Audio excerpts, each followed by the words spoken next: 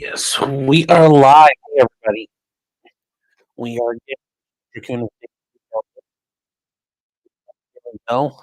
we're going to go back to using the local.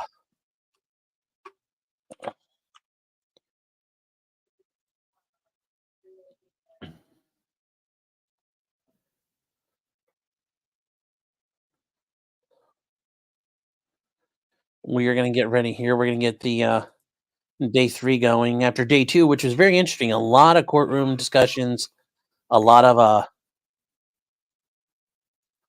of lawyering work, real lawyering work going. But we're going to start day 3. So here we go. Things are starting to pick up from what we can tell. So let's get this going. And we're going to start off with that. So hello, everybody.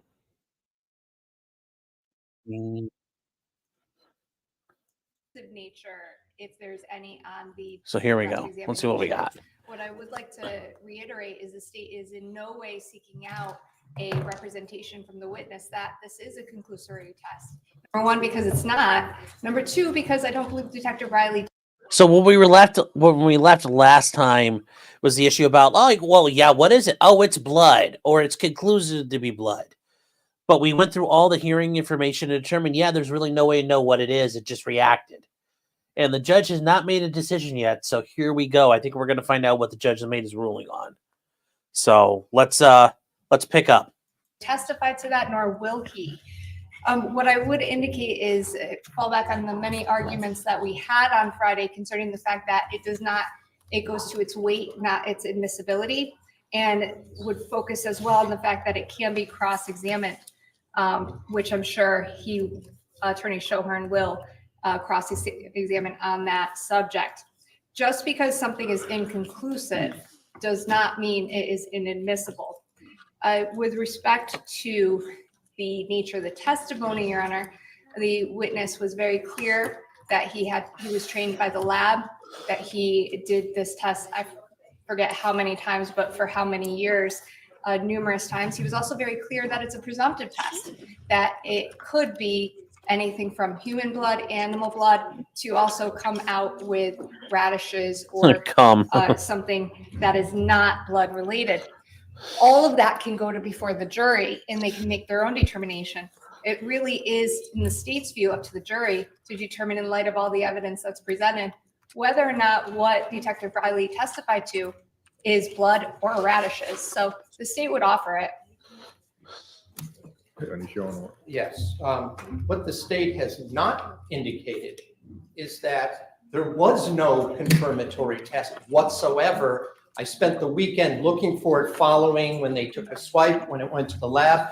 There's no evidence this is even blood. So therefore, not only has it no probative value, as Moody points out by itself, there's no confirmatory test whatsoever. But I'll go further. It was then sent to the DNA department at the state lab, and they found no DNA of Jennifer Dulos in that sample. There was some unknown DNA that they found, but it did not apply to anyone connected to this case. So wholly aside from the fact that that this is not a matter, as the Supreme Court said, where it's inconclusive, the Supreme Court has said it has no evidentiary value, no probative value whatsoever. Your Honor allowed as I understand it, the limited information because when it was collected on the floor, there was a suggestion that it was then part of the blood. There was there were some visible drops that were believed to be blood, and then Your Honor said it was sent on. But this now has to do with the Chevy Suburban. There is no evidence of blood. I want to emphasize that will be introduced. That was even, to my knowledge, tested. I was looking for a confirmatory test. Therefore, and it's not the DNA, there was no DNA of Jennifer Dulos in there.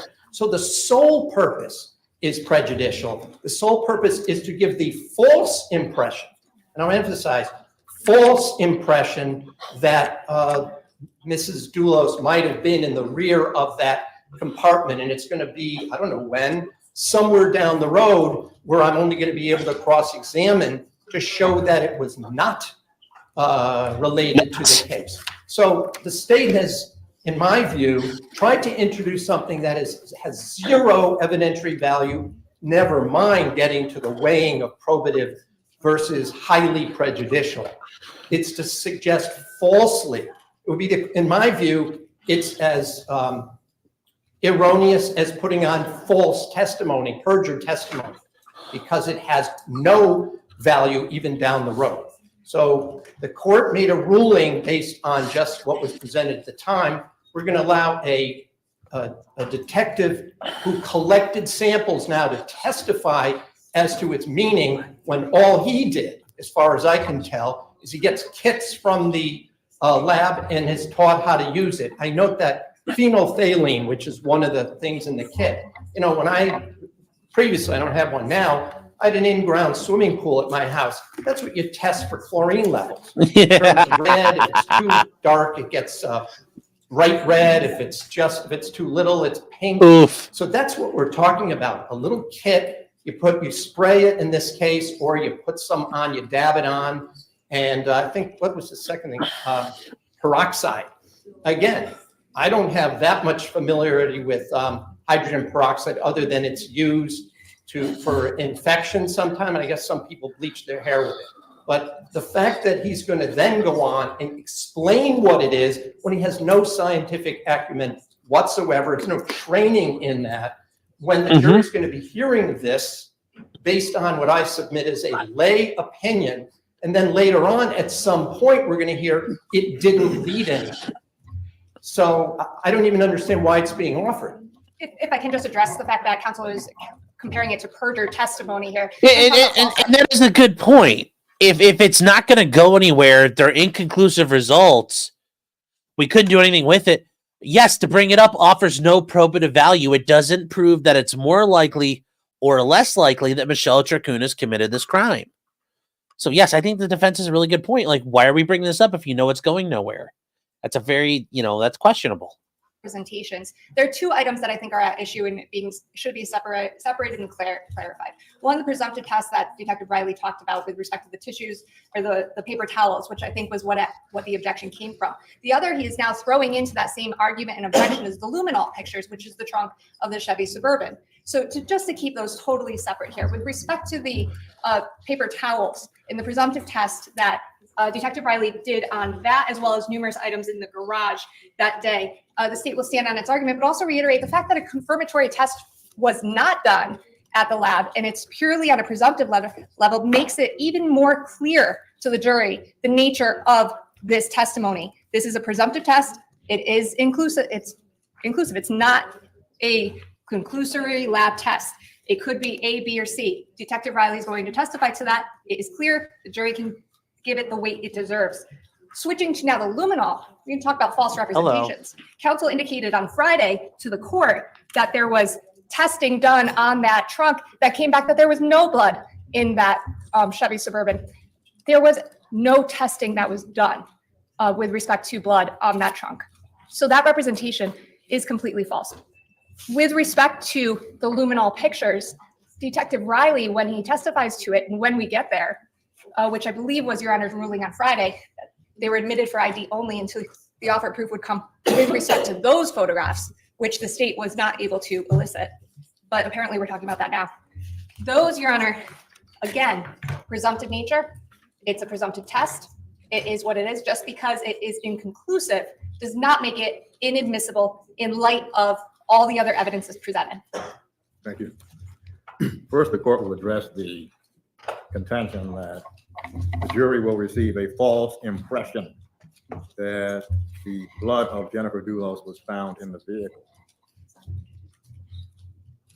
The jury will hear the testimony from this witness and essentially is not testifying as an expert. He's testifying about his training as to what he was trained to conclude based on certain circumstances and results. If the jury hears testimony about a presumptive test, then the jury has to understand what the term presumptive means. That's going to be up to the state or the defense or both. The testimony by this witness and the wide open avenue for cross-examination, in this court's view, does not allow the jury to fall simply into a hole of false impressions. The court will allow the testimony. Really? You're going to let it? Opinion, please. Oh, come on.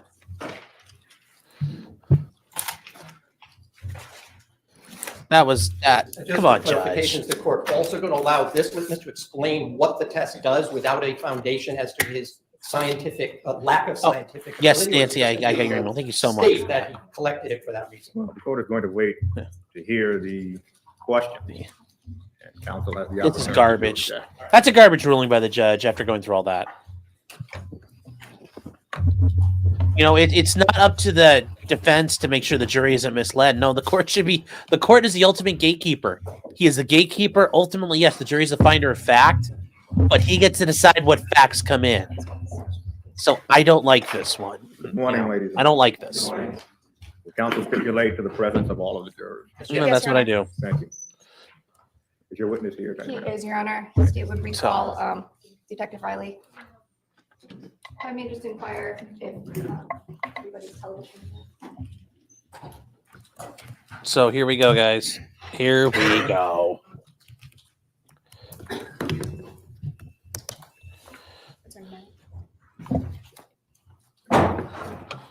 And Detective Riley is still under oath. You may be seated, Detective. Thank you, Your Honor.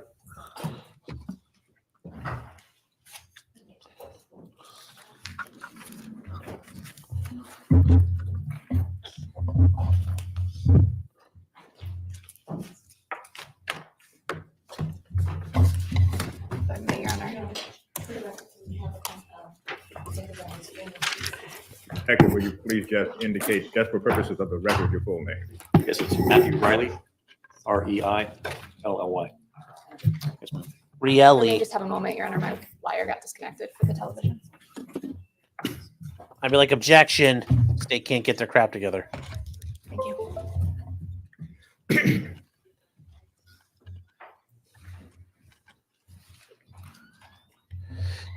I mean, Tilly, you could do that, but you run the risk of you can't make that argument till the end, and by that point, it's going to be weeks and weeks ago. So I don't think you do that. You hammer these guys every chance you can get right now. But that's not a bad question. Your Honor, for the record, I'm calling up states 9.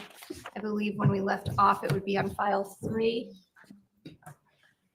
And photograph 8.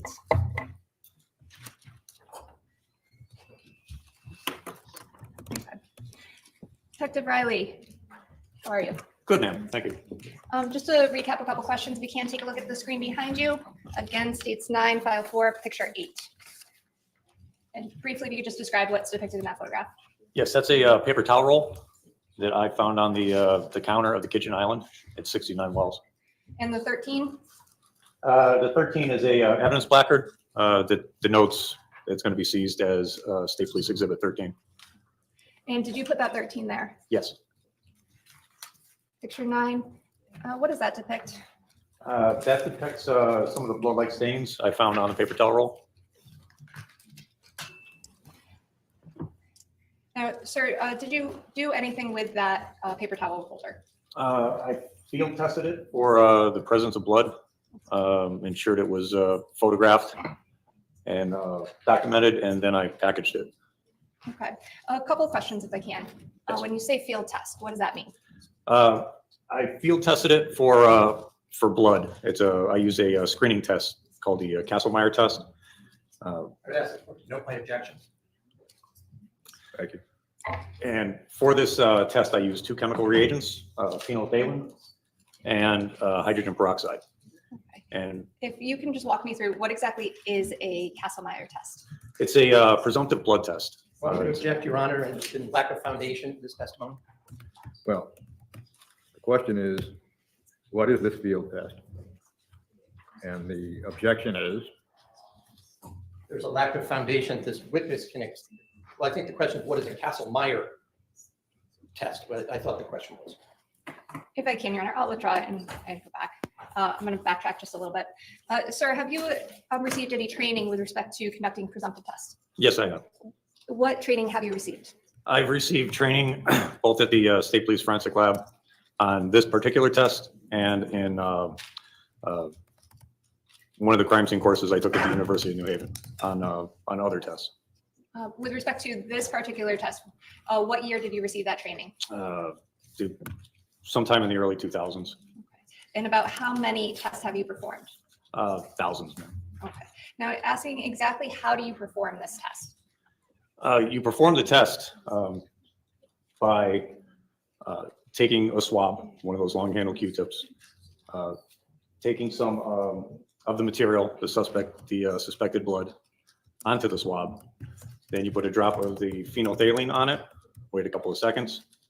Then you put a drop of the hydrogen peroxide on it. And if you get an immediate color change, it'll turn a bright pink color. That's a positive test. Okay. Now, I'm sorry, did you say the phenol? I'm going to butcher that. Phenolphthalein. Phenolphthalein. Where do you get that? I get that chemical from the State Police Forensic Lab in Meriden. And the other item that you use? Which is the hydrogen peroxide and the sterile water that I use as a solvent. I get those from a chemical supply house. And are these common tools on the van? Lighthouse Pool and Spa. Are they designated in different tubes? Can you walk me through how you store those chemicals? The chemicals are stored in a refrigerator on the van, in a almost looks like a plastic fishing box. Sir, about how many residences or vehicles have you processed in your career with the Western District Major Crimes Van? Countless, ma'am. Okay. It's approximately 1,000 crime scenes. And how many years were you with the van? 14.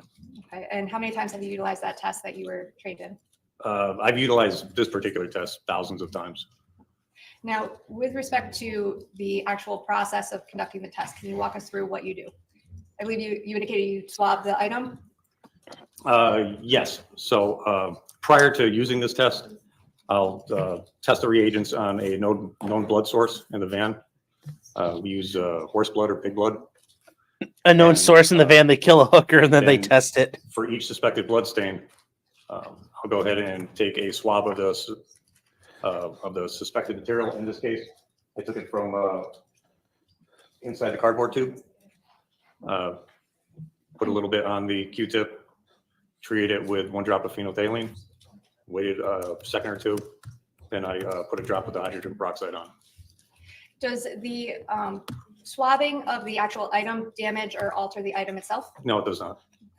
Now, you mentioned you did a control with. I would blood or- object. or How does blood. he know that? Do you keep that in the van?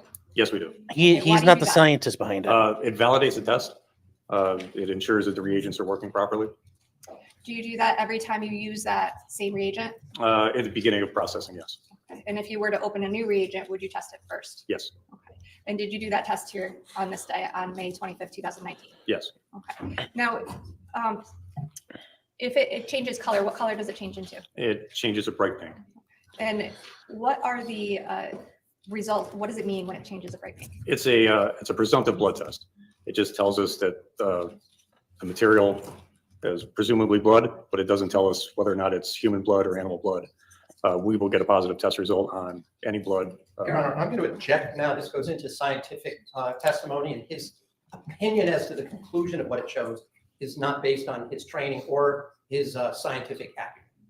Well, the response was, it's a presumptive test, and that the presumptive test is not, as the court understands the testimony, limited to human hemoglobin. And so the objection is overruled. Is it conclusory in any way? No, further testing needs to be done by the forensic lab. If I just may have one moment, Your Honor. And did you conduct that test on Exhibit 13, the paper towel swabbing that you did? Yes, I did. And what was the result? The test was positive.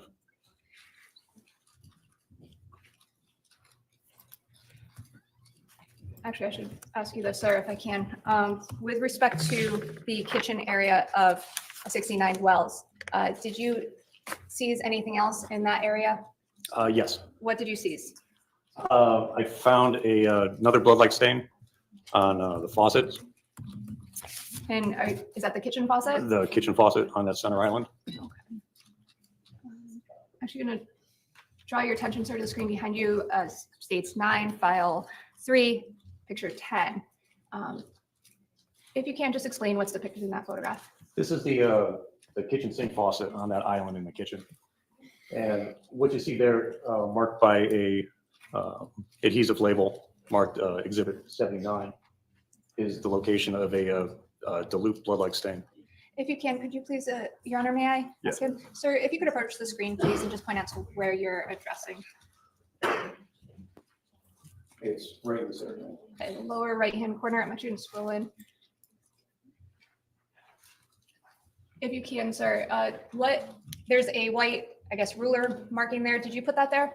Yes. Okay. And EX79, what does that mean? That's just our designation. And that's going to be State Police Exhibit 79. And the marking that drew your attention, is that located on the screen with it zoomed in? This area here, ma'am? Yes, please. Yes. Okay. And what did you do?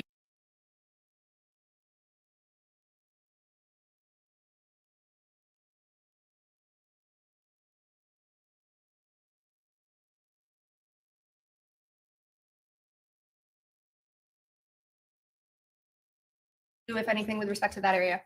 This area was field tested, Oh. again, using that Castlemeyer test. Just some friendly information. If you spray everything down with peroxide and ammonia, you can't take samples from it. So just something to think about. Friendly information, friendly reminder. And the area was marked as an exhibit. And then I later collected a sample of this stain with 2 swabs that were moistened with sterile water. Okay. Couple of questions on that. You tested it utilizing the same procedure that you just testified to? Yes, it's always the same procedure. Did you wear gloves while you did so? Yes. And any other protective gear? Just gloves.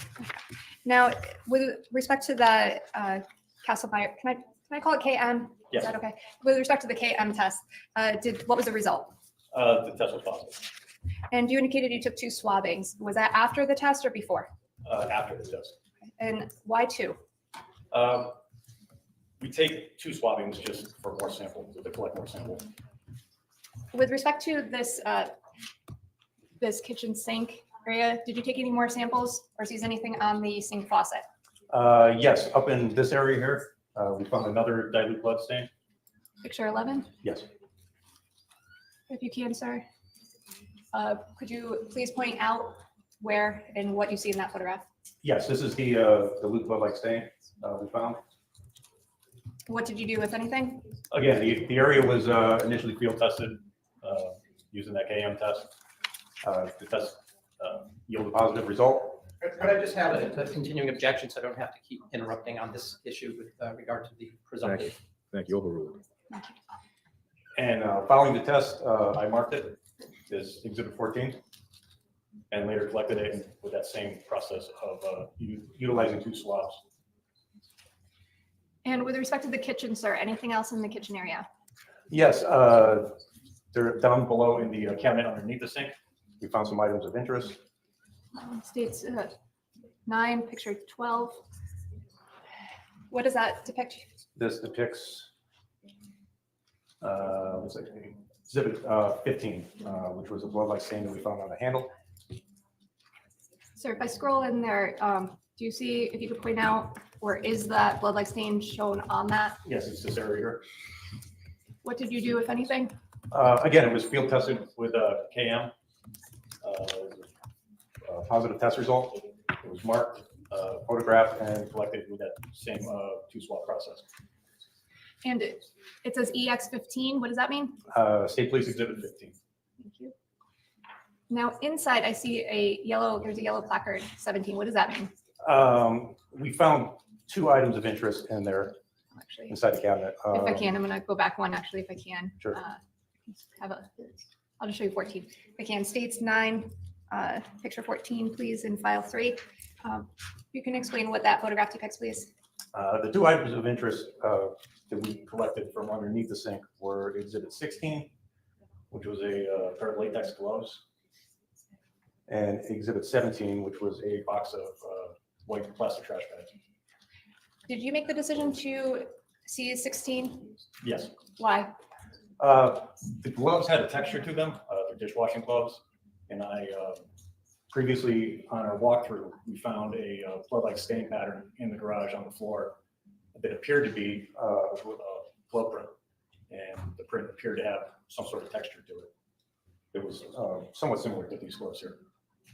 And the 16 is what does that delineate? Again, State Police Exhibit 16. And 17? 17 is the box of hefty trash bags. Did you make the decision to seize those, sir? Yes. Why?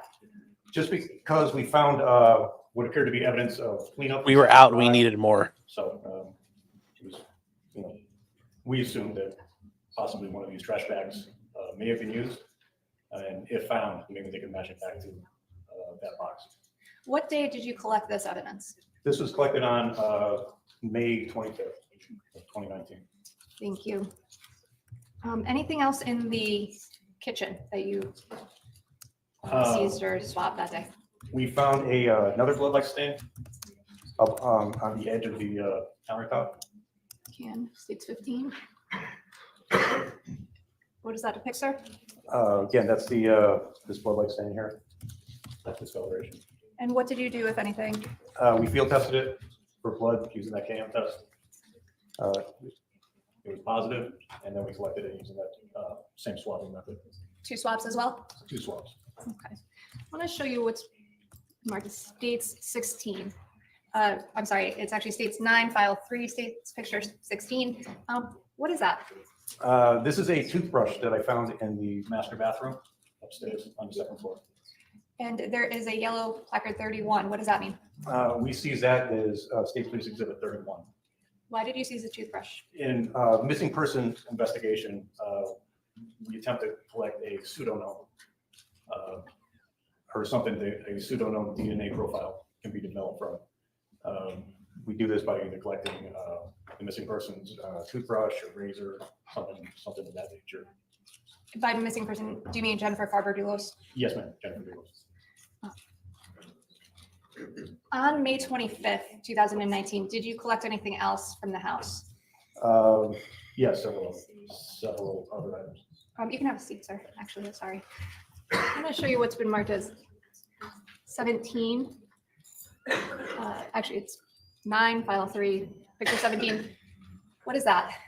That is a hair that we found on the garage floor. Now, you indicated you did not process the garage on 525. Did you take this out of the garage on 525? Yes, I did. Okay, why this item? Because the hair was loose and it could have easily blown away. If I can, I'm just going to scroll up. Is the hair depicted in that photograph? Yes. Now, with respect to, actually, I apologize, strike that. And I'm going to show you what's marked as picture 18. What is that photograph? That is one of the seals that we use to seal up the house at the conclusion of processing on the 25th. That is on the, appears to be the central garage bay. That red tape that's depicted in the center part of the photograph, did you put that anywhere else in the house? Yes, on the garage bay doors and the front door. And Do you recall any other ones? not off the top of my head, ma'am. Okay. With respect to, oh, yes, actually, thank you. Right above the red tape, right, that the gray marking, what is that? That's a garage door remote. Okay. And did you take any action with respect to that? Yes, on the 25th, I swabbed that in an attempt to collect any latent DNA material that may have been on it. Okay. Did you use that same 2-swab process? Yes. Thank you. Now, on the 25th, did you, again, why didn't you process the garage on the 25th? Our plan was to call in a bloodstain expert to come in to process the garage with us. And who did you call? It was then Lieutenant Mark Davison. Okay. And What day was he scheduled to process the scene with you? Objection, irrelevant with this witness. Well, And the here's- question is on what day was he scheduled to process the scene? And the objection is relevant, overruled. He was scheduled to come on the 27th, which was Monday. Now, did you go anywhere else on May 25th? Yes, I did. Where did you go?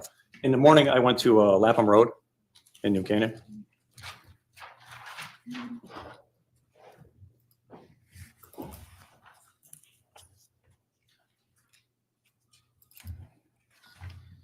Okay, sir, I'm gonna have you take a look behind you. This would be States 9, File 5, Photograph 1. Do you recognize what's depicted in that photograph? Yes, What is it? that's an overhead view of the area of Lapham Road that I visited on the morning of the 25th. If you could, would you mind standing up and just pointing to the area that you visited that morning?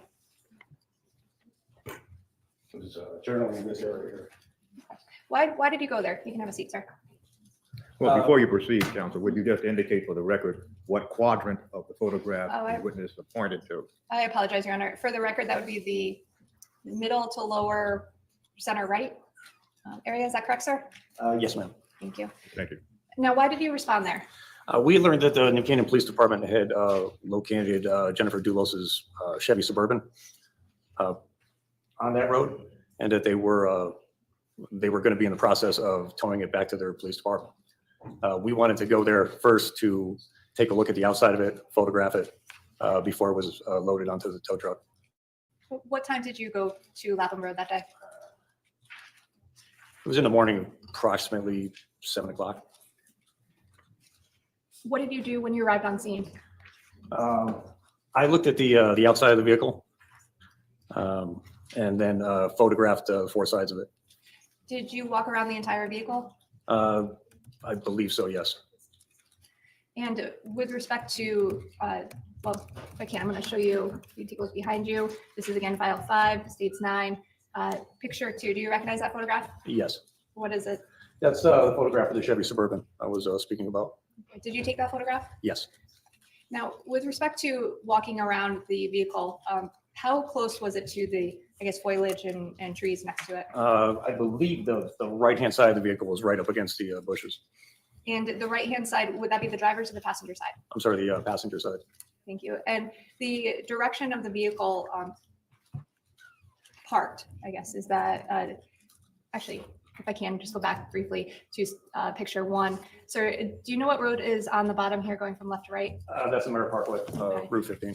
And with respect to the vehicle, how it was parked, do you know which direction it was facing? Was it towards or away from the Merritt Park? It was facing the Merritt. Now I'll show you picture 3. What does that depict? That's the left or driver's side of the vehicle. And picture 4. That's the rear of the vehicle. Now, were you able to walk around the vehicle over here on the right side? You can see my cursor. Not completely. I really just kind of had to look from, where I could access. And did you find anything on that vehicle that you took note of? I found some blood-like stains on the outside of the vehicle. Where? On the outside of the vehicle. Okay, and where on the outside of the vehicle then? I believe it was on the rear bumper. Did you photograph them? Yes, I did. Or I should say, I'm sorry. 5, States 5, what is that? That's one of the blood-like stains I found on the vehicle. Now, if I scroll in, it does not have, this photograph doesn't have a writing here. Did you put that white, I guess, measurement marker that we've seen? Yes, I did. Okay. There's nothing written on it. Is there a reason why? I just included in the photograph for scale. Did you process or take any action with the vehicle as it remained on scene? No. And what does 6 depict, please? Again, that's another view of that same stain. Now, sir, I'm going to draw your attention back to May 27th. Well, actually, before I go there, I'm sorry, strike that. The evidence that you collected on May 25th, I think we went through some of them, the swabbings, the 13 through, I forget the number now. What happened to the evidence after you packaged it and gave it a evidence number? The evidence was sealed, and I labeled them appropriately per our protocol.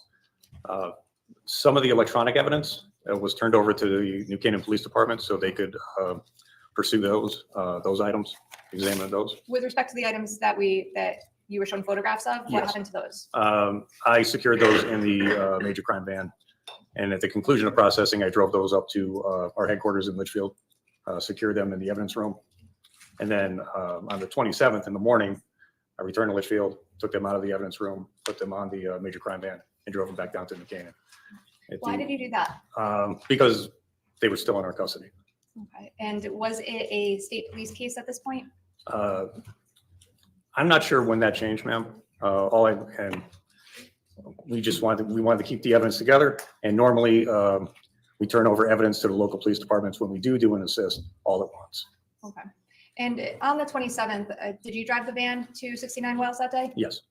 And in the van, is there a place to store the evidence? We usually keep it in a banker's box on the floor. And when you arrived at 69 Wells Lane on May 27th, who was there? A lot of the same crew from the 25th was there, with the addition of Detective Jamie Pierston and Lieutenant Mark Davison. And between 525 and, well, strike that, they can't, that photograph we showed you with the red tape Yes. on the doors, was that in the same location when you arrived back on 527? Yes, Was anyone from New Canaan Police Department on scene on 527? they had posted a uniformed officer in the driveway. Did you see anybody from New Canaan Police Department go into the residence with you that day, or not with you? Did you just see them? Yeah, they were just in the driveway, ma'am. Did they enter the garage? Not while we were processing it. Now,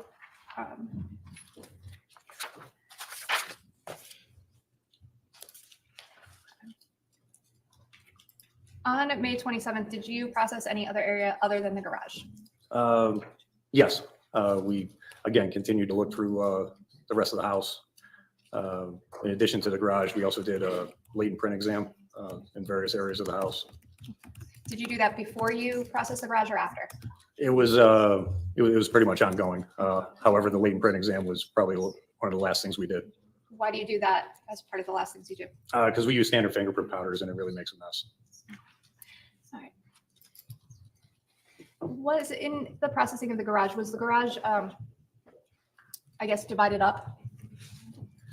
Yes, we came up with a grid system just to make documentation easier. We laid out a grid with yellow tape similar to masking tape that has measurements on it. And we gave them letter designations, A, B, C, D, all the way up to G. You mentioned Detective Pearson was present with you on 527. What was her assignment? Her assignment was to create a sketch map of the garage. Have you reviewed those sketch maps, sir? Yes. I'm going to draw your attention to the screen behind you. I am in States 9, File 6. And actually, if I may.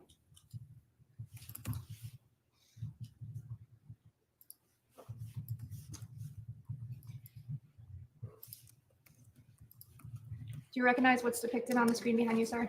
Yes, that is one of the finished maps that Detective Pearson created. Did you have a particular process or procedure you conducted throughout the garage that day? The garage was examined, for evidence along with the documentation done by Lieutenant Davison. We kind of worked it together. Now, I'm going to ask you a couple questions, starting with garage A, marked A, if I can. Do you recognize the map behind you, sir? Yes. Okay. With respect to the letters and numbers that are printed inside of A, for instance, A18, A17, A16, what exactly are those supposed to designate? Those numbers are for individual stains that Lieutenant Davison designated for his examination. And the EX numbers or the EX letters? Right. So those were samples that I took for DNA identification purposes. So Lieutenant Davison was examining the bloodstain patterns, and in his examination, he selected stains, gave them those letter designations, and from each stain pattern, I chose one and collected it. Why did you only choose one? Really, it's just to get a representative DNA profile from that stain pattern or region of the garage. And as you say, you chose one. What did you do? I mean, if you could walk us through the process briefly. Using the same method that I used on the previous blood-like stains. I field tested it with a KM test.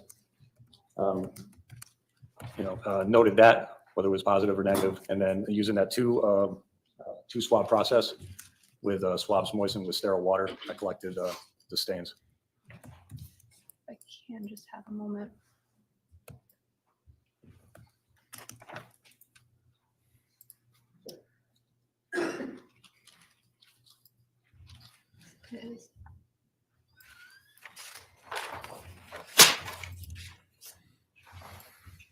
So just a couple questions if I can. If you can take a look behind you.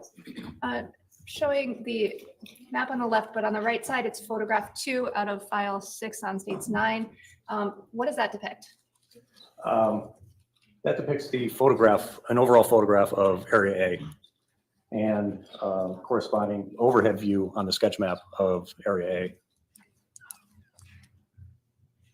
Was that prior to processing? This was in the process. This was the beginning of that examination. Okay. And I'm actually gonna bring that back down.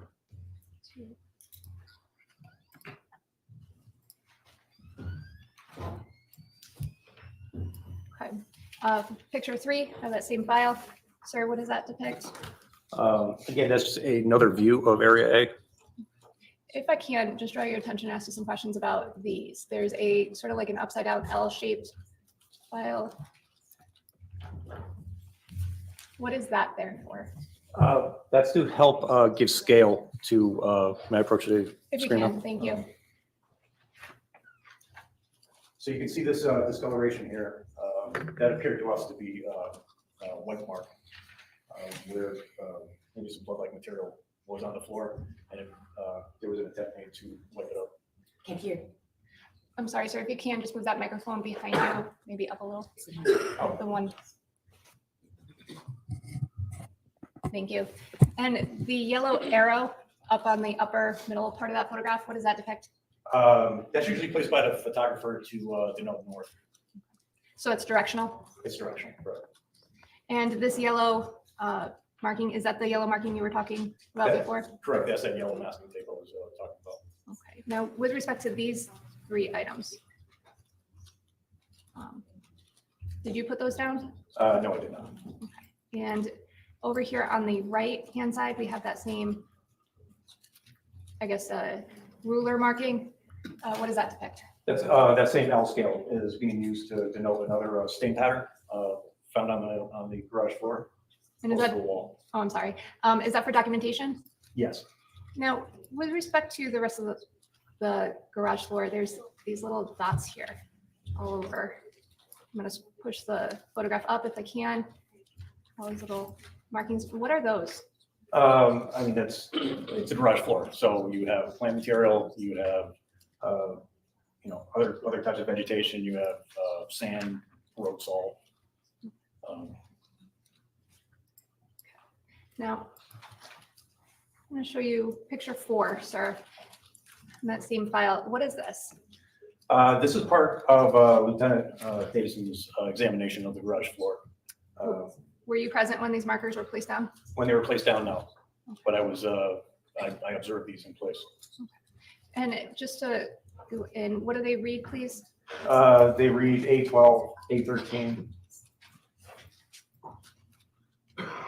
A14, and A15 with my marking of State Police Exhibit 40. And this is this corresponding on the map on the left-hand side of the screen? Yes, in this area here. Okay. And with respect to states 40, did you utilize that same 2 swab process in swabbing it? It's the same process. It's first KM tested and then collected with the 2 swabs. And the KM test? Was positive. And just to clarify, this is which one is what is this depicted?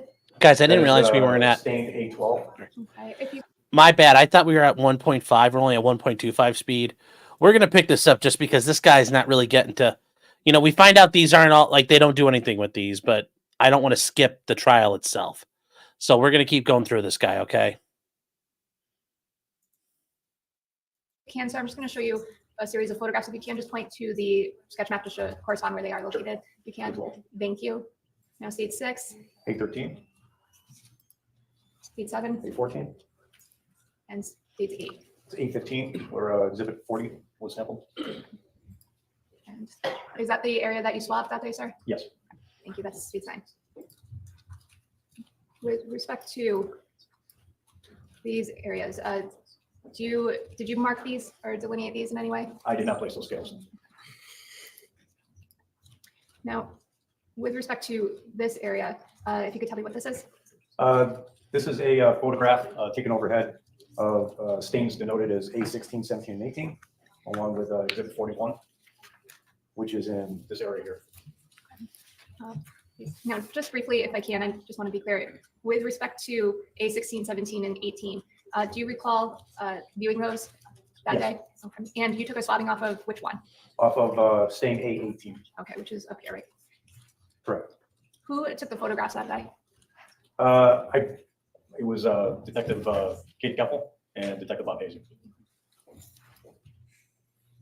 Okay, so if you can, sir, same question, series of photographs, if you can just point to the screen where. This is stain A16, A17, and A18. Do you recall, by the way, this is kind of leaning, I guess, angled one way, and then I'm going to draw your attention to the preceding two photographs, 17 and 16. Actually, I'm sorry, it's photographs 12 and 13, but A16 and A17. They're leaning the other way for the photographs, and the overview has them this way. My question is just which way are they supposed to be? The scales were down, if that makes things easier. The photographer is probably just standing on one side of the stain or the other. In the course of the photography and processing scene, do the scales ever move? Not on the garage floor in this case. And I believe and actually, did you review the part designated as garage B?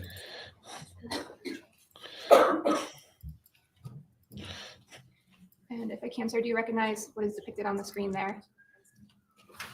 Yes, that is another. Oh, I apologize, I hit the wrong. Sure. There you go. And that is the another part of the left side garage bay in the center of the garage. Okay. Is the photograph 1 on state 7, states 9, file 7, photograph 1, is that area depicted on the, or I should say the map, a depiction of an area on that photograph?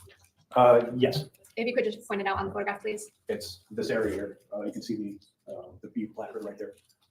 And for the record, that was the middle portion of the The photograph. middle, correct. Okay, now on this, we have, on the map portion, we have the numbers ranging from B3 all the way up to B11. Is there a B1 or 2? That I don't know. And states picture 2, does that depict an area depicted in the map? Yes, And states 3. yes, that's the right-hand side of the map. Okay. States 4, what is on that photograph, please? That's a fragment of paper towel that appeared to have blood-like stains on it that we found in area B, the left-hand side of the garage, and it's located right there on the sketch map. Is exhibit 42. For the record, you're pointing to the middle portion of the garage. Question about the, well, sorry, withdraw that. With respect to the 42, that paper towel, there's a, can I ask you to describe some of the, I guess, dots that are contained in the 42? What exactly did that appear to be to you? Yes, this material here appears to be plant-like, maybe part of seeds or. Did you take any swabbings of 42? I did not, Why not? because I just seized the entire fragment of paper towel. How did you seize it? I put it in either a paper bag or a paper envelope. Did you seize anything else out of that area B? Yes. What did you seize? There were 2 stains. B3, I took a sample of as exhibit 38. B11, I took swabbings as exhibit 39. And exhibit 43, which I believe was another paper towel fragment. Picture 5. What does that depict, sir? Okay, that's another paper towel. It's a larger paper towel fragment with apparent blood-like stains. Kind of see this reddish staining here. What did you do, if anything, with the 43? Yeah, I just sure it was photographed, sketched into the map, and I see it in a similar manner as 42. Did you take any swabbings? I did not. And if you can, sir, is what's on picture 6 depicted on the map as well? This was the stain designated as B3 that I took swabbings of as Exhibit 38. And did you do any testing on Exhibit 38 as well? I did a KM test. And the results? Positive. Now, what does this depict, sir? That is stain B4. Located there. And for same questions for the next couple, if you wouldn't mind just pointing out where it appears on the map corresponding with the picture. So picture 8, B5. B5 is here. Picture 9, B6. B6, Picture 10, B7 and B8. B7, B8, Picture 11, B9. B9. Picture 12, what does that show, sir? So that is stains B9, B10, and B11, which are up in this area here. A sample of B11 I swabbed as Exhibit 39.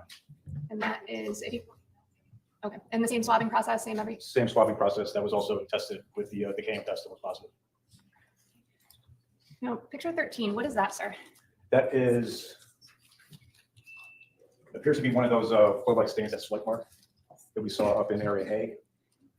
And is this depicted on the map in any way? I don't believe so. Was that contained in area B at all? Without seeing an overall shot, I really can say that. Okay, let me see if I can.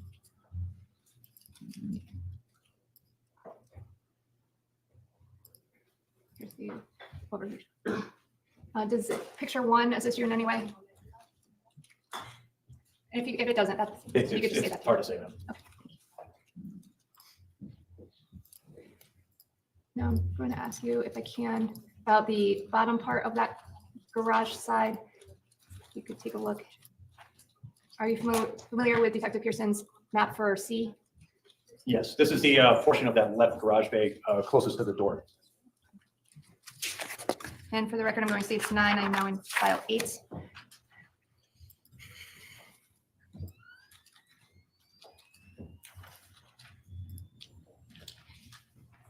File 8, picture 1. What does that depict, sir? That depicts that left garage bay, and area C is in kind of the closest to the driveway.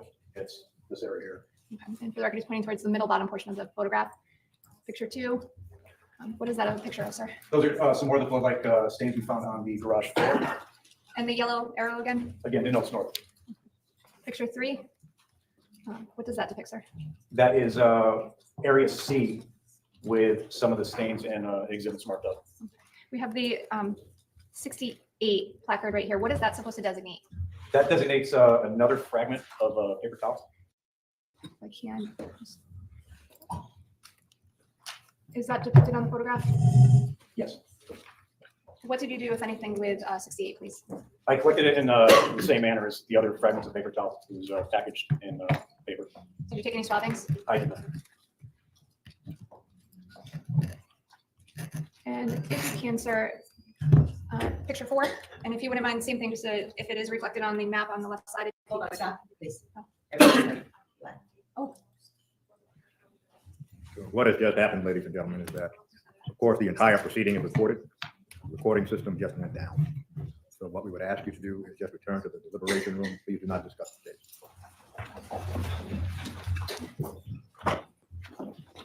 Oh no! Oh no! Okay.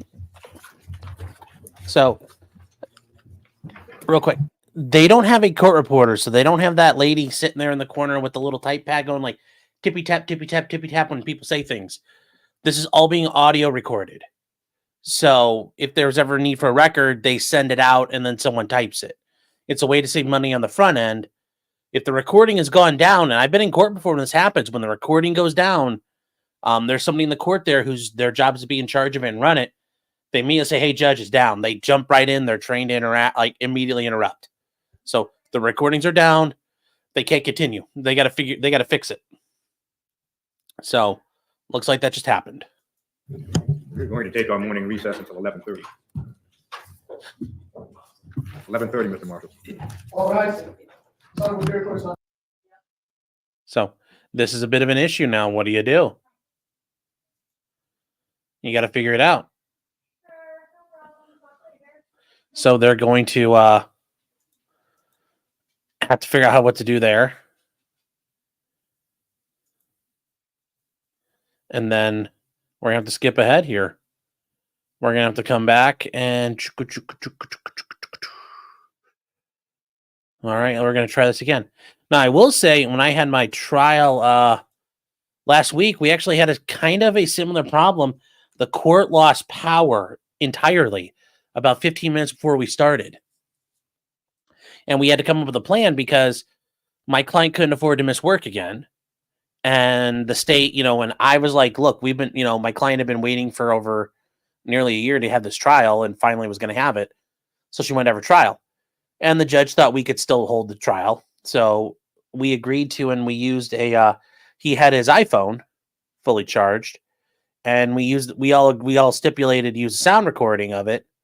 And then we certified and we made a record of it on the phone, and we recorded the trial through that. And it was a bench trial, so that helped. And that was recorded. That file was given to me. A copy was given to the state, and a copy was made and downloaded onto a CD and put with the case file. So that's not unheard of, trying to figure stuff out. But in a case like this, they're going to make sure the thing's working again, or they'll figure something out. It was a little different. Obviously, it wasn't a murder case, so we could do that. But yes, sometimes you got to improvise or fix the problem.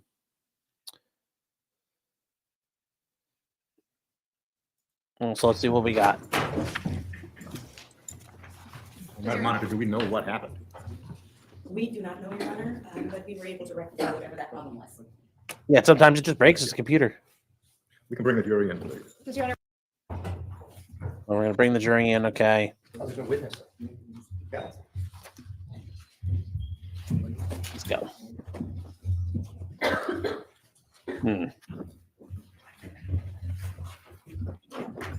Counsel stipulate to the presence of all of the jurors. Yes, Your Honor. Yes. You may be seated. All right, here we go. Detective Riley, if you wouldn't mind taking a stand next to the TV again. And just to back up a few of my questions. With respect to States 9, File 8, Picture 4, I believe.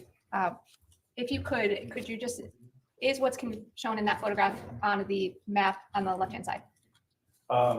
Yes, with the exception of the state mark G20, which is not located on the spot. What area is that stain attributed to? Area G. And so the yellow numbered ruler in the, I guess, the middle portion of the photograph? It would be this one here. Picture 5, actually. Is stain C0? No, with respect to the way the photograph is that how it's depicted on the map? If I can, I would go back to States 4 and draw your attention to a line again. Where is C0 on States 4? It's here in the center of the photograph. Please, Mike. Oh, if you can, Yep, it's in the center of the photograph. thank you. And this is picture 5 again.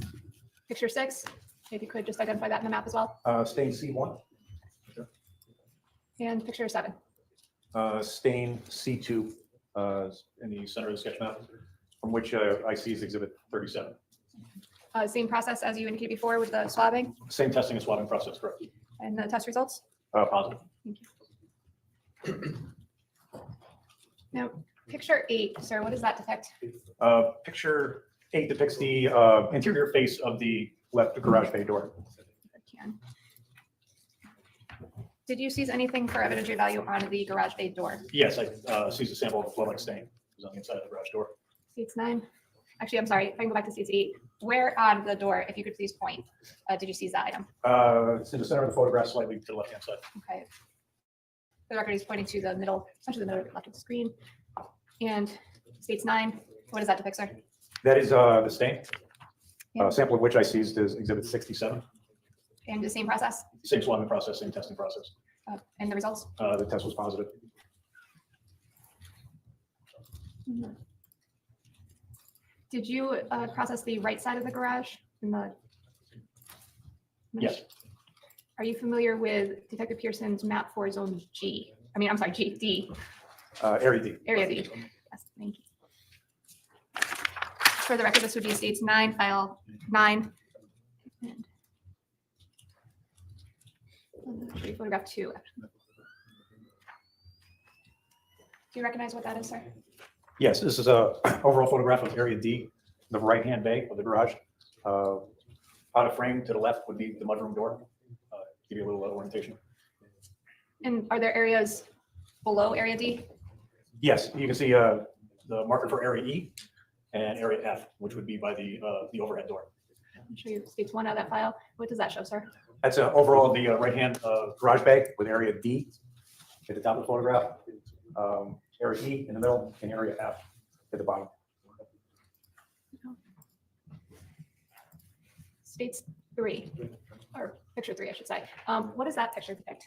That is a photo of a blood-like stain we found in Area D. And the 56, what does that mean? Oh, I'm sorry. So I designated this as State Police Exhibit 56. However, it's the photograph. The exhibit is going to be the photograph of what we thought was a footwear impression or a shoe print. If I can, sir, just a couple questions. Is that depicted, Exhibit 56 depicted on Zone D map? Yes, Exhibit 56 is here in the approximate center. Okay, and with respect to photograph 3, if you can, I'm gonna scroll in. What drew your attention to this area? Well, it's another blood-like stain on the garage floor, and there was a distinctive pattern to it. Could you see the pattern in that photograph, or? Yes, Okay. Here, I'll scroll it on. appears to be see these hash marks here. And for the record, I would say the middle part of the photograph. Yes. Picture 4, what does that depict, sir? Again, that's a stain pattern located here in Area D of an apparent footwear impression. And if you could just point to where that appears on the picture 4. It's here in the center of the photograph. Picture 6, It's another stain pattern, and where does that depict on the map? Exhibit 7. And if you could please, picture 6, point to what you are describing, please. It's in the kind of the lower portion, the center of the photograph. Actually, I'm gonna scroll in a little. Oops, sorry. I can go back to 7D.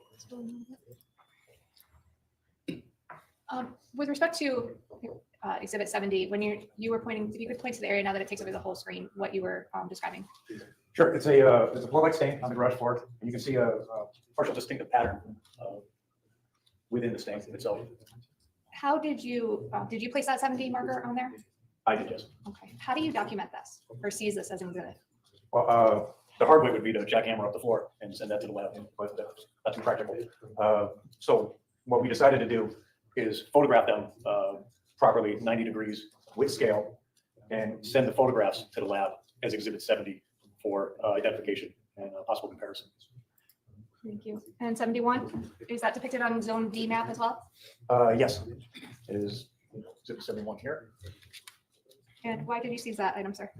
Again, this is another blood-like stain on the garage floor. You can see, that a similar pattern in it, but you can also see the swipe marks through it. Picture 8, what does this show, sir? Picture 8 is it's another area of blood-like staining that appear to be white marks. And was this all contained in Area D? Yes. And picture 9? Yeah, it's a additional stain pattern found in Area E. If I can, I'm gonna scroll. Oops. What are you doing now? Up here, this marker, I guess L-shaped marker again. What is that?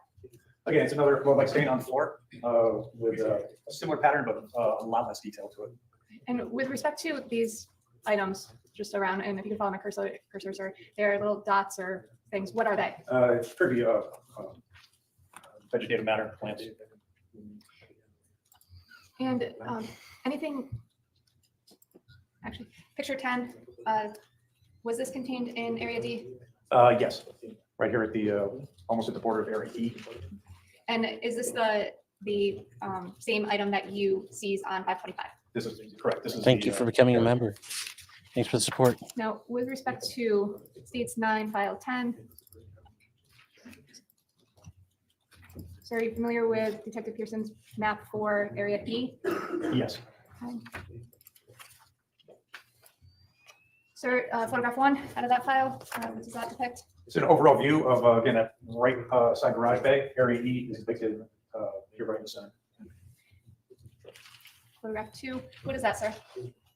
This is a blood-like stain pattern that we located in Area E. It's located here kind of top center of the area.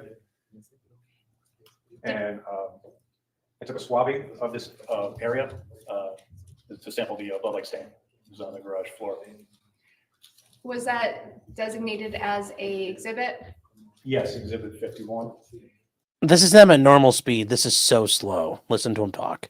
There is a pink arrow on the right side. Do you see where the pink arrow is? Yes. What exactly is that? That in this large stain pattern, the arrow depicts exactly where I took the sample from.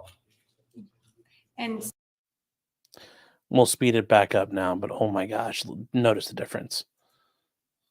same process, 2 swabs? 2 swabs, yes. Did you test it I did. and the results?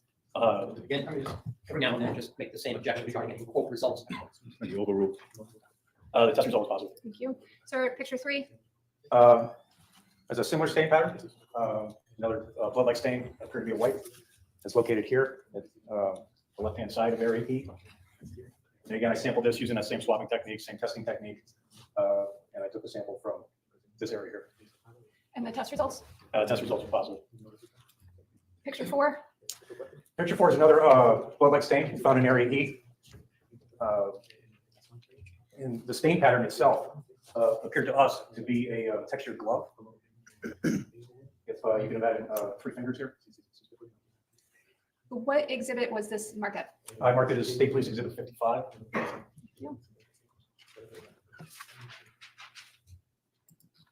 And states 5.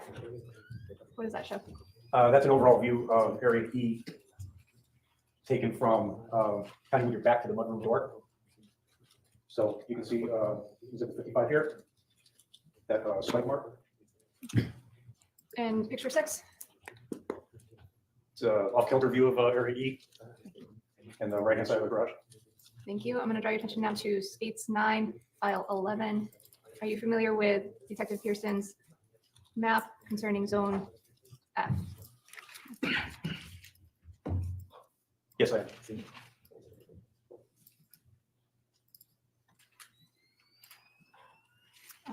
Picture 1 off of states 9, file 11. Sir, what does that depict? It's an overall view of the right-hand side of the garage. You see Area F is down here. This is the kind of the threshold of the overhead door. And Area F is up in this area.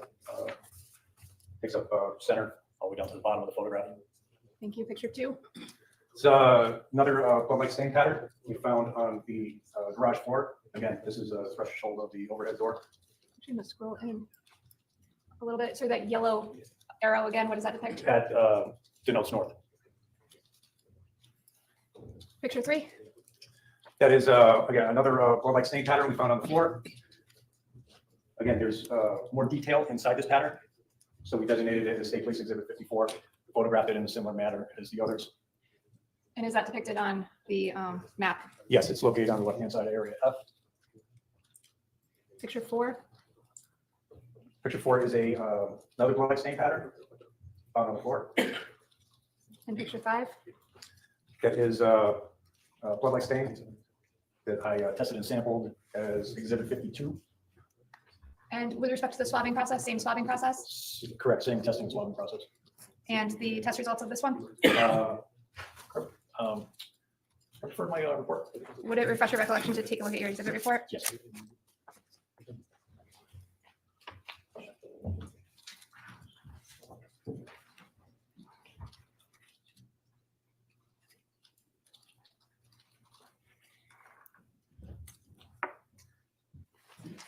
I can, Your Honor, just a personal card and smart ID. 11 for ID, please. Sir, would it refresh your recollection to take a look at your exhibit report? Yes, it would. I'm going to hand you and draw your attention, please, to page 3. Please take a moment to not read that out loud and look up to me when you're done. Did that sufficiently refresh your recollection, sir, as to the results of the test? Yes, it did. And what were the results of the test? That KM test was negative. Thank you.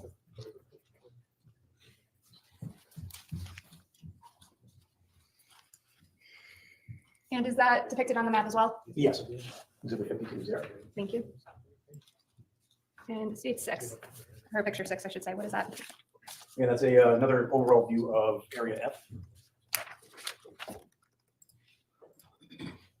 Are you familiar with area G, sir? Yes. Okay. And now states 9, file 12.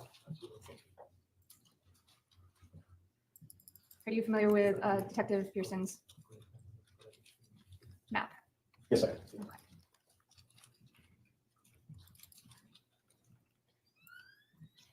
Photograph 1, sir, what does that depict?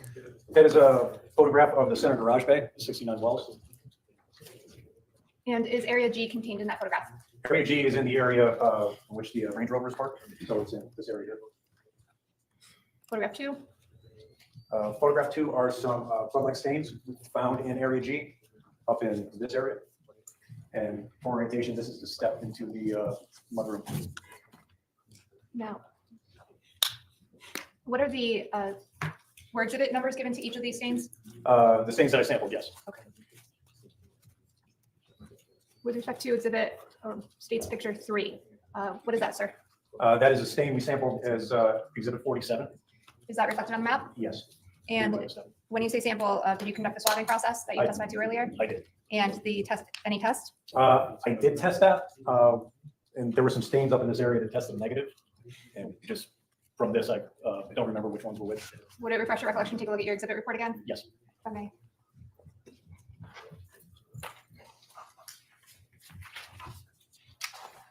So I'm going to draw your attention to page 2 of your exhibit report. If you could please just take a look.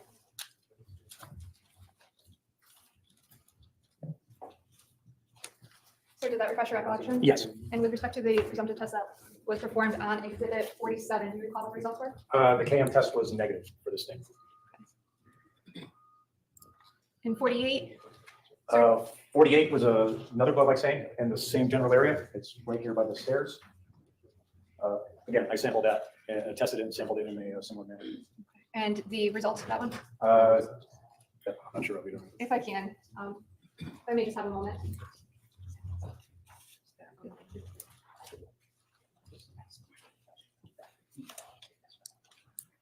Okay. And if I can, I'm just going to provide Dr. Riley with 11A, or sorry, 11B, which is the exhibit report. Sir, if you can just take a minute and take a look at that, if you can, to refresh your recollection with respect to the results of any testing performed on exhibit 48 on 527. Yeah, the KM test for exhibit 48 was positive. 49, 49, another blood-like stain, is located up here in the same general area. It was tested and swabbed, collected in the same manner as the others. And the test result for this stain was negative. and picture 6, Again, another blood-like stain on the garage floor, located here. I sampled it, tested it, sampled it in the same manner, and the test result was negative. picture 7, Picture 7 is a fragment of paper towel found under the left front tire of the Range Rover. See it, it's located here. did you take any action with respect to that? After it was photographed, I just collected it. Picture 8, Is a photo-like stain. Again, it appears to be a swipe located in area G. A sample of which was seized as exhibit 45. It was tested and collected in the same manner. do you recall the results? The test result for this stain was positive. Picture 9, That is a stain pattern. It was designated G20 for a blood-like stain. The sample of which I see is exhibit 36. I tested it and swabbed it, collected it in the same manner, and the test result for this was positive. picture 10, As a stain marked as G19, located in area G, that I tested, swabbed, and collected in the same manner. The KM test result for this was positive. picture 11, That's this is a picture of a stain pattern found in area G after, I'm sorry, 2 stain patterns found in area G. And this photograph was taken after the Range Rover was removed.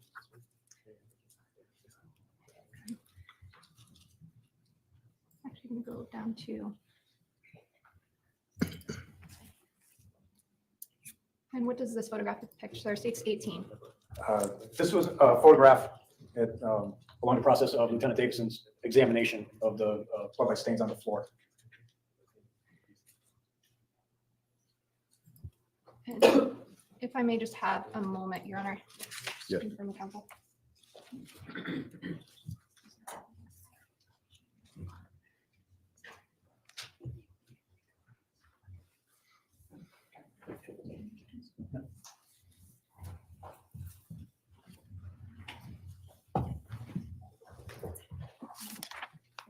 Your Honor, have on a separate disc 10, states 10, I believe there's no objection to it. If I may just have a moment to switch out. No objection. Then go. No objection, that's correct. Stage 10 will be admitted as a full exhibit. Sir, were you present when the Range Rover was removed from the garage? Yes, And did you conduct further processing of the garage scene with the Range Rover removed? yes. It's interesting.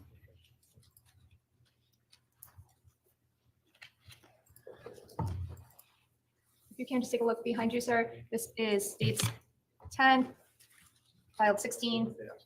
What does that depict?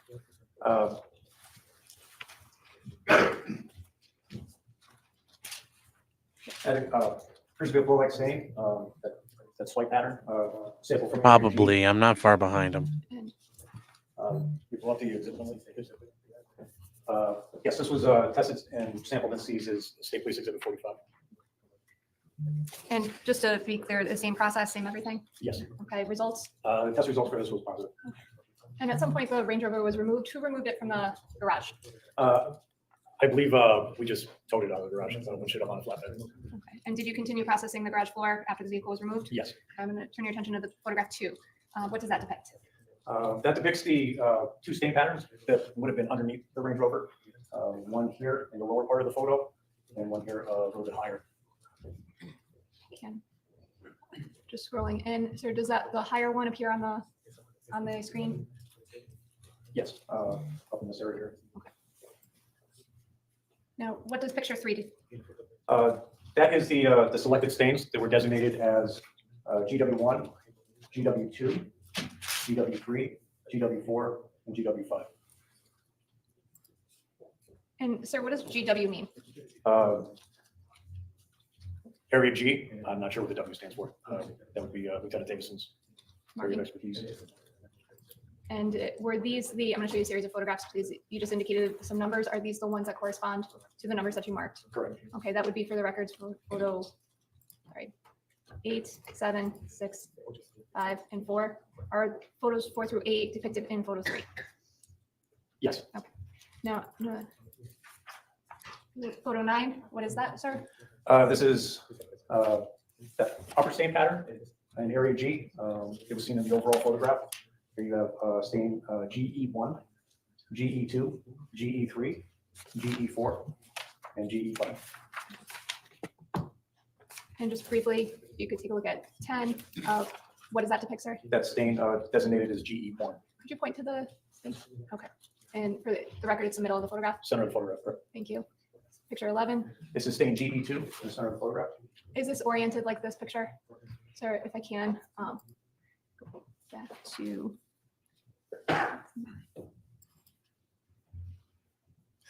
So you can see the elongated stain here. So The elongated stain here. which way is it on the garage floor? Is it perpendicular or I guess parallel? So if you turn this photo clockwise, they would align. Okay. It was just taken from a different angle. Picture 12. Stain GE3 in the center of the photograph. Oh, Stain and G, I apologize. Same question with respect to GE3 and, similar to the scales did not move. and GE4. GE4, again, the stain in the center of the photograph. And the scale did not move from the overall. And GE5. GE5, similar. There's this elongated stain here. And again, it's oriented, the scale's in the same position in the overall photograph. Just safe to say it's the way the photograph was on. Exactly, it's just the way the frame was taken. And picture 15, please. 15 is a photo of a stain on the garage floor. Appears to be a tire mark. Thank you. If I may, Your Honor, the state's going back to states 9.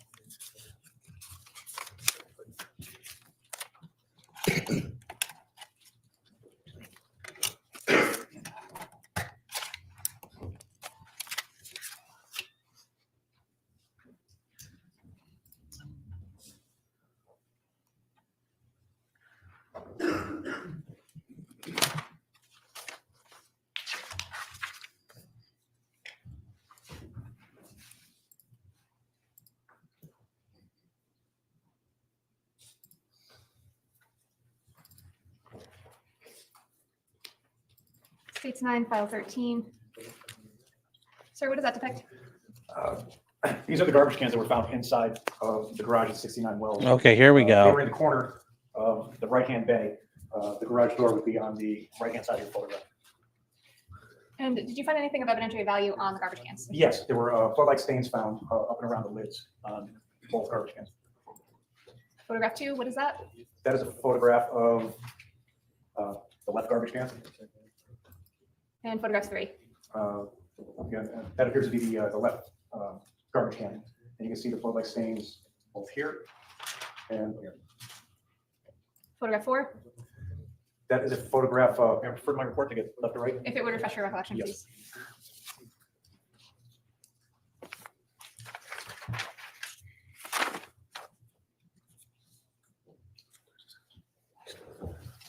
That's a photograph of the left-hand garbage can that you saw in the overall photo. This was taken during the evidence collection process. And it was tested, swabbed, and collected as State Police Exhibit 66 from this area here. Were there other swabbings that were taken out of the garbage cans? On the right-hand garbage can. So that's the right-hand garbage can. Again, in a similar area, found a like stain. And with respect to the garbage cans, about how many stain or swabbings did you take in all of the left garbage can? If it could refresh your recollection to go to your report, please. Still the same, 2 swabs. And with respect to the right side garbage can, 2 swabs. and were those also tested? Yes, And the results? positive. Now, sir, did you all have an opportunity to examine the Chevy Suburban that you, or be part of the processing of the Chevy Suburban that you earlier in the day had gone to Lapham Road to Yes. examine? You can have a seat, sir.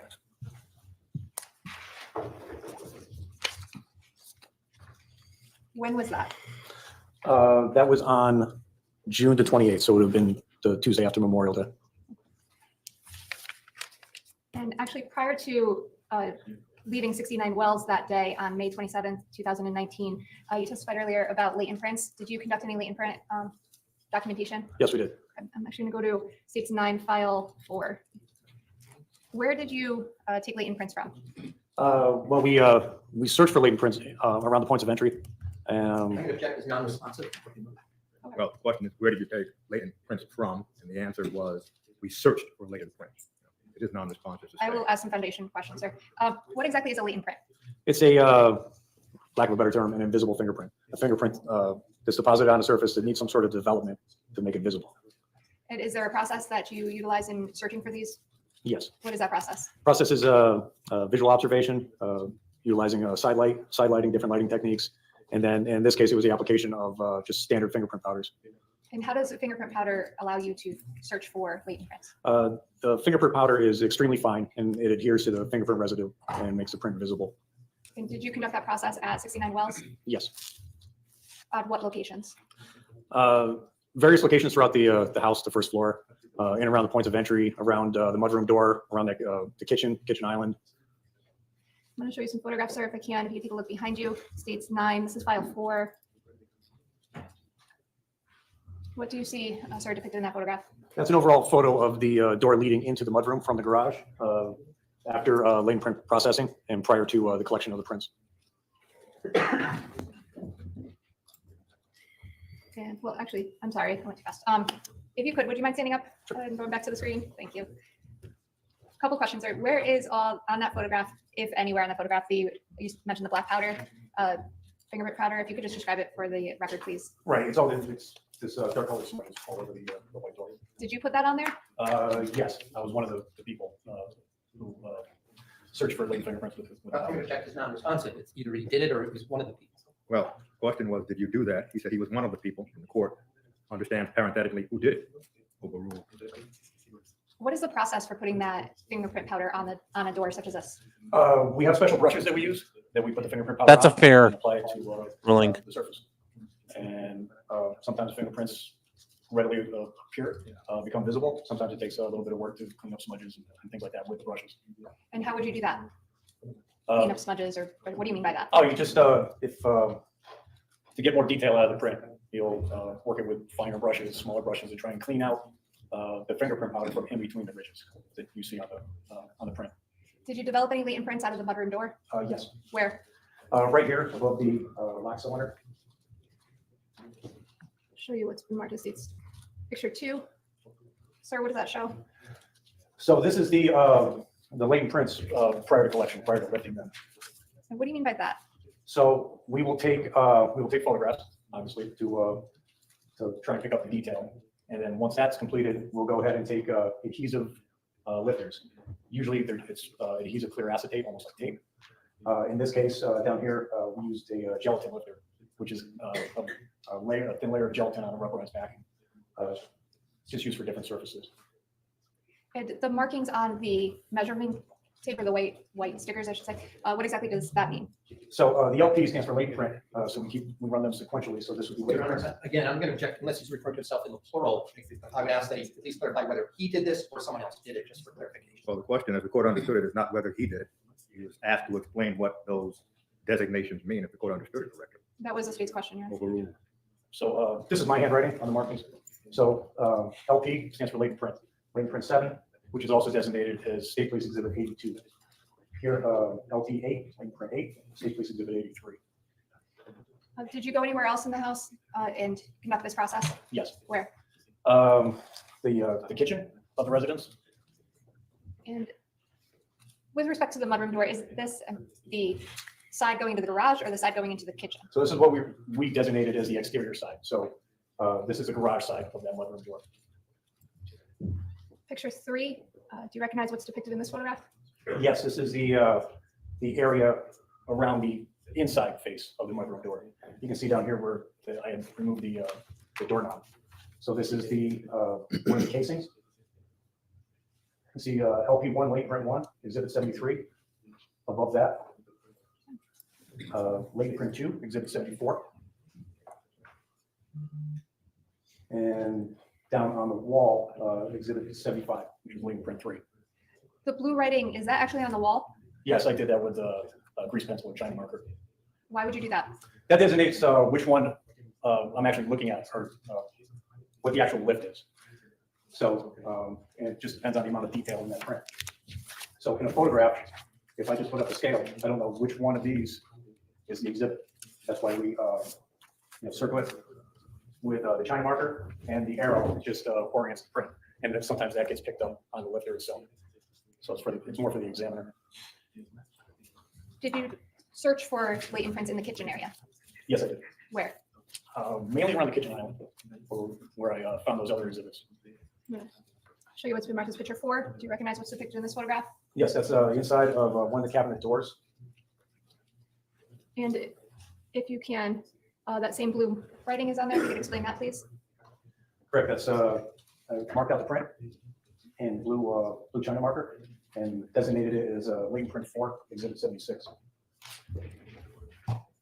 Show you what's been marked as states 5. What does this photograph depict, sir? That is on one of the entry doors.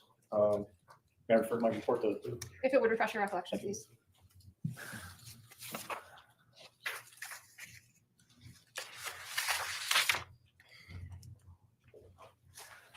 Okay, this is the French doors leading out to the backyard, the rear patio. And if you could walk me through, did you do this one? I'm not sure if I dusted this, but I designated it and marked it up. And if you could just walk me through what you did. Okay, so after the latent prints were developed, I go around, people tell me where they found prints, and I will go around with a magnifying glass, pick out the prints with the best detail, mark them, and label them in a similar manner, then notify the photographers to as to their location so they can be properly photographed prior to collection. And picture 6, please. That is off of a exterior door handle, and if I could refer to my report, I can get you the correct door. If you can, thank you.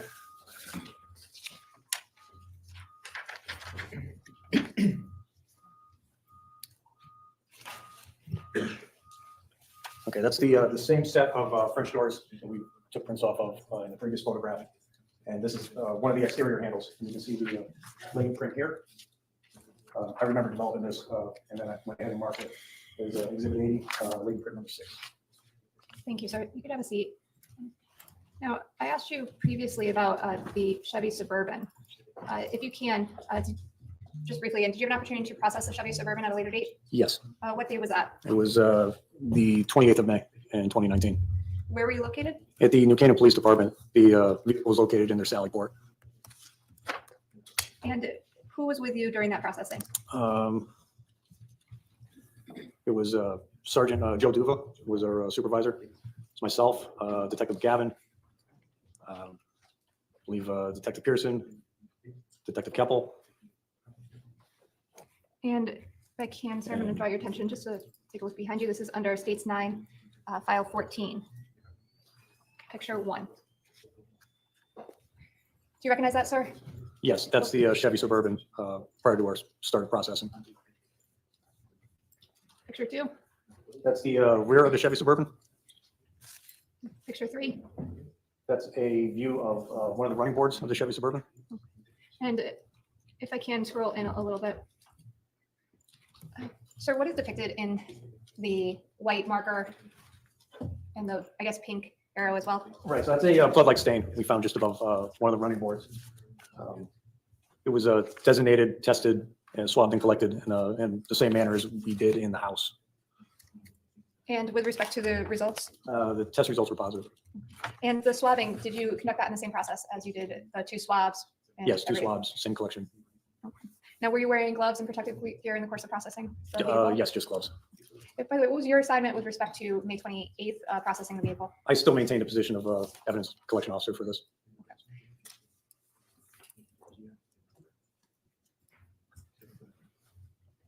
Picture 5, sir. That is a blood-like stain pattern found on the lower edge of one of the doors. And picture 6. And that's a sample from the stain pattern. I tested, collected as a State Police Exhibit 106. The arrow denotes the stains that I took. The stains that you took for what? Oh, I'm sorry, that I swabbed and collected as evidence.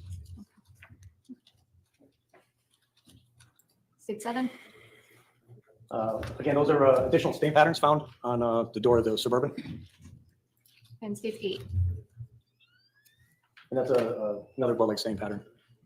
And same questions, same. It was tested, collected, and marked in a similar fashion, collected with the 2 swabs. States 9.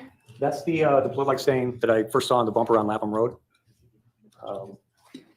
And again, I tested it, collected it, and marked it as State Police Exhibit 105, and the test results were positive. States 10. That is blood-like stains that were found on the steering wheel of the Chevy Suburban.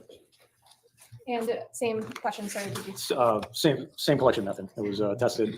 Test results were positive. It was swabbed and collected as State Police Exhibit 118. Were there also any swabbings done further of the inside of the vehicle? Yes. Where? I do believe we did DNA swabs of the various parts of inside the vehicle in an attempt to collect DNA. So we choose these areas based upon the areas that people touch when they're driving. So the insides of doors, steering wheels, top and bottom, gear shift, areas such as that.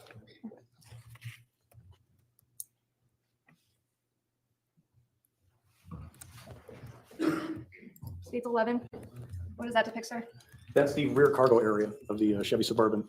The adhesive scales in the pink arrows denote areas where blood-like staining was found. I think they tried, John, but they couldn't find any hits. That is an area of blood-like staining. It's hard to see with the dark carpet.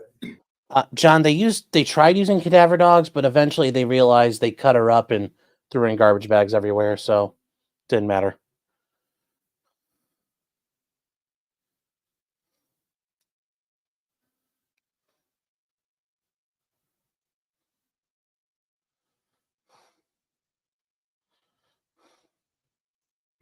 And that was found in the rear cargo area. It was tested, collected and seized in the same manner as all the other swabbings of blood-like stains. It was denoted as State Police Exhibit 121. And the test results? Test results were positive. And one more, sir. What is that? That's a blood-like stain found on the driver's side wall of the rear cargo area. This also field tested positive. for blood and was swabbed and collected as exhibit, State Police Exhibit 120. Your Honor, with respect to the next few photographs the state intends to introduce, I know the court's ruling previously, but if I would, perhaps now would be a time to excuse the jury for a few minutes, or the state can go into it. Well, the court would not expect 10 minutes worth of argument. No, sir. So, ladies and gentlemen, we will excuse you for a brief period.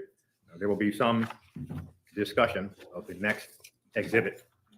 Ooh, And so we ask that you retire to the deliberation room and please do not discuss it. here we go. There we go.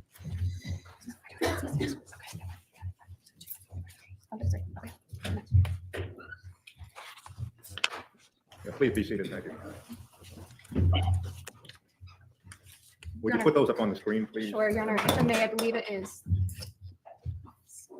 This would be picture 14, picture 15, and picture 16. Now, the issue about stipulating the foundation, I mean, they can stipulate the foundation, but the prosecutor is still going to want to lay out what is this, how they found it. Because if they just say, look, we found all these pictures. And remember, the defense attorney's not stipulating any of this crap because they think it's prejudicial and shouldn't come in anyway. So he doesn't want all this junk with the blood-like looking stuff to come in because it doesn't turn into anything meaningful. So, and then he's also challenging the scientific credibility of it, the scientific credibility of the people doing it. So no, there would be, they can't stipulate because he doesn't like it, number one. But number two, the prosecutor's going to want to lay it all out because remember, they're having to tell the story. So you've got to tell everybody the story because otherwise the jury doesn't know what you're talking about. But that is a very good question. And sometimes they may stipulate and skip around on things, but this isn't one of those cases. Thank Thank you. The easiest way for the court to probably do this is just a If I may, brief offer of proof as to how these exhibits are going to be explained. if I may, Your Honor, may I just Yes. inquire of Detective Yes. Riley? Thank you. Detective Riley, I'm going to have you draw your attention to photograph 14 behind you. What does that depict, please? That's a photo of the rear cargo area. It's a time exposure. So it's a photo's taken over a longer period of time. After the application of a chemical called luminol. Okay, a couple questions about what you just said, okay? With respect to the content of the photograph, you said rear cargo area, is that of the Chevy Suburban? Correct. Okay, now with the, were you present when this happened? Yes. Okay, you used the word luminol, what does that mean? It's a chemical that we use to detect latent blood, that is blood that's not readily seen. We use it as a search tool. It's not a, we don't use it as a presumptive. We use it to search for blood that's not readily visible. If we find stains of or areas of interest with the luminol, we'll go ahead, conduct further observations. We'll utilize the KM test, and if the KM test is positive, then we'll take evidentiary samples from those areas. And with respect to a luminol, does that give it any presumptive, wait, you said luminol for blood that's not readily available. How does that work? Or readily seen, I guess is the way you said it? Correct. Yeah, the blood, we use it to search for latent blood. So the luminol reacts, it glows blue due to the iron present in blood. However, it reacts with substances that contain iron, along with several other different substances. What we do is once we mix up a batch of luminol that we're going to use on scene, we'll apply it to our known blood sources, the horse blood, the pig blood, and see how that reacts. And then we'll use it on an area of interest and see if we see any similar reaction. So is it really the detection of iron? Is that what luminol is looking for? Well, that's what luminol reacts to in blood. Okay. And with respect to the fact, well, strike that up again. You said you mix it up on scene. Yes. Walk me through that process. So we get our luminol from a forensic supply house. It comes with a solvent, a bottle of solvent, and the luminol comes in powder form. We follow the instructions, we mix them together, we attach a spray head, and then we'll apply it to a surface. Is this something that you're trained in? Yes. I remember one class where we did use luminol. And is this a tool that you have utilized in the course of your career at the Connecticut State Police? Yes. About how often? Not a lot. I would say I've probably applied luminol 15 to 20 times. And with respect to the photograph exposure process, how does that work? So we'll set a camera up on a tripod so it's steady. We'll put the camera settings to keep the shutter of the camera open for a longer period of time. And then we'll apply luminol, and if there's a reaction, we'll open the shutter. The camera will do its thing, and once the photograph's complete, we'll move to a different area. Is there a lighting on anywhere around? Yeah, I apologize. So luminol has to be used in a darkened room. The bluish glow is very faint if we have a reaction. So in this case, we close the sally port door. If there were windows on it, I don't remember if there were, they would be papered over. So we basically work in the dark with flashlights. If I may have one moment. That would be the state's offer, essentially. Yeah, briefly, cross. Well, this is just essentially an offer of proof. Yes. So this is how the court understands the offer. Luminol detects blood that cannot be seen with the naked eye. However, it detects, and the court is not certain that this was the testimony, it detects any substance that contained iron. That includes blood. After that, there's further testing. After that, there may be the swabbing and the collection and essentially the KM test. That's how the court understands the testimony. The photos that are And that makes sense. viewed at this time are time-lapse photos. In other words, this isn't a snapshot, as the court understands it. The time-lapse photo. The blue as it appears on the screen, as the court understands it, is bluer than what would be seen typically, because the testimony in the offer was that the blue is very faint. Here on the screen, the blue is not very faint. So during this offer, the court will ask you, detective, is the color of the blue on the photograph darker than the blue that would appear after the application of luminol? That's what a positive reaction looks like, Your Honor. So you would describe that as faint? It's faint where if it was in natural daylight, you wouldn't be able to see it. Because it's against the backdrop of essentially a dark backdrop, it looks more vivid than it would look. That's very wrong. Luminol. Well, the defense is concerned, Attorney Schoenhorn, you may Good point too. indicate. Yeah, very briefly, the latter comment by Your Honor, this isn't how it would appear even in in the detective's visual appearance of the back of the vehicle. But my bigger concern is there wasn't, this luminol is not a detection for blood, it's a detection for iron. This is the back of the vehicle. It detects steel, iron. I understand it also can detect copper. It also can detect Hemoglobin. vegetables or that have iron, such as turnips and horseradish, those kind of root vegetables, and a number of any other kind of food that might contain like meats and whatnot, or hamburger, if a child was eating a hamburger in the back where it spilled a little bit in the back. So more so my concern than more so even than the concern I have about the Kastle-Meyer test, where there's an observation, it was a test was performed, a presumptive test, and then it was passed on. Here, there was no confirmatory test whatsoever. Therefore, and when the DNA from these areas was later tested, there was no DNA that was determined to conform to the DNA of Jennifer Dulos. So in addition to the concern I have about it being misleading, the additional concern I have is that in light of what is going to happen later, there is no relevance to it whatsoever. And I'll just note as an aside, my other concern is that the court allowed in the Kastle-Meyer multiple times, suggesting that, well, I can take care of that in cross-examination. My concern, Judge, is that's shifting the burden to the defense to go over each and every time there was a claimed presumptive test, when it's going to determine that many of them turned out to be negative when they were tested at the lab. But my concern here is different, at least in the other, my other objection. There was, at least as I understand it, the court said there was a visible item that was being tested, and that was why the witness did what he did. Anything else here, he's already testified up until this point that there were items he swiped. He can simply testify that he did take additional samples in the back without getting into what luminol is, what it does, and since it doesn't test for blood, it tests, and I left out bleach is another substance that glows when luminol is applied. I don't know how that's going to, I don't even know if the state would then not put on evidence of the what was done in the back of the car, and therefore that leads to the defense having to call laboratory people to say, no, it was negative. It leaves a false impression that this was in fact somehow blood, when I think the court is correct. It only tests for things that have iron in them. And I know copper is not iron, but it also tests for copper. But in a motor vehicle, all of those things, especially in the cargo compartment, would likely be found. And I'll just incorporate my prior arguments, I don't have to repeat it. Well, If I can the just court, the clarify. court can address this right now. The, again, issue of false impression, essentially giving life to what may be considered to be misleading, is not evident here. Not only is the Luminol application far from conclusive, it is not even at the level of presumptive. It detects many more things than blood. It detects iron.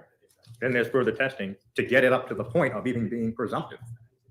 So the court sees no danger for unfair prejudice or misleading evidence.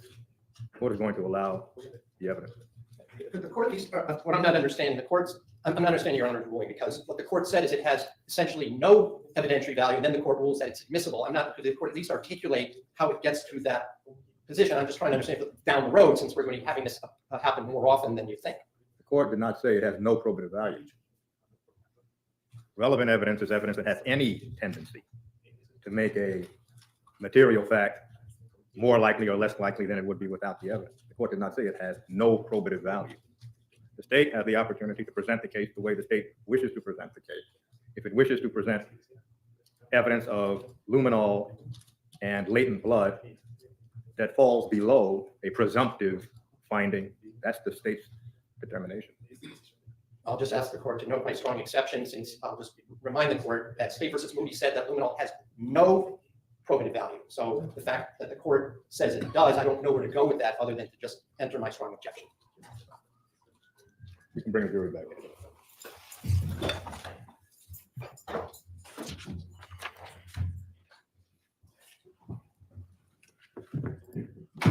Just prior to the jury coming out, Your Honor, those 3 photographs are still ID only. May I just inquire, are they moved to be full exhibit at this time?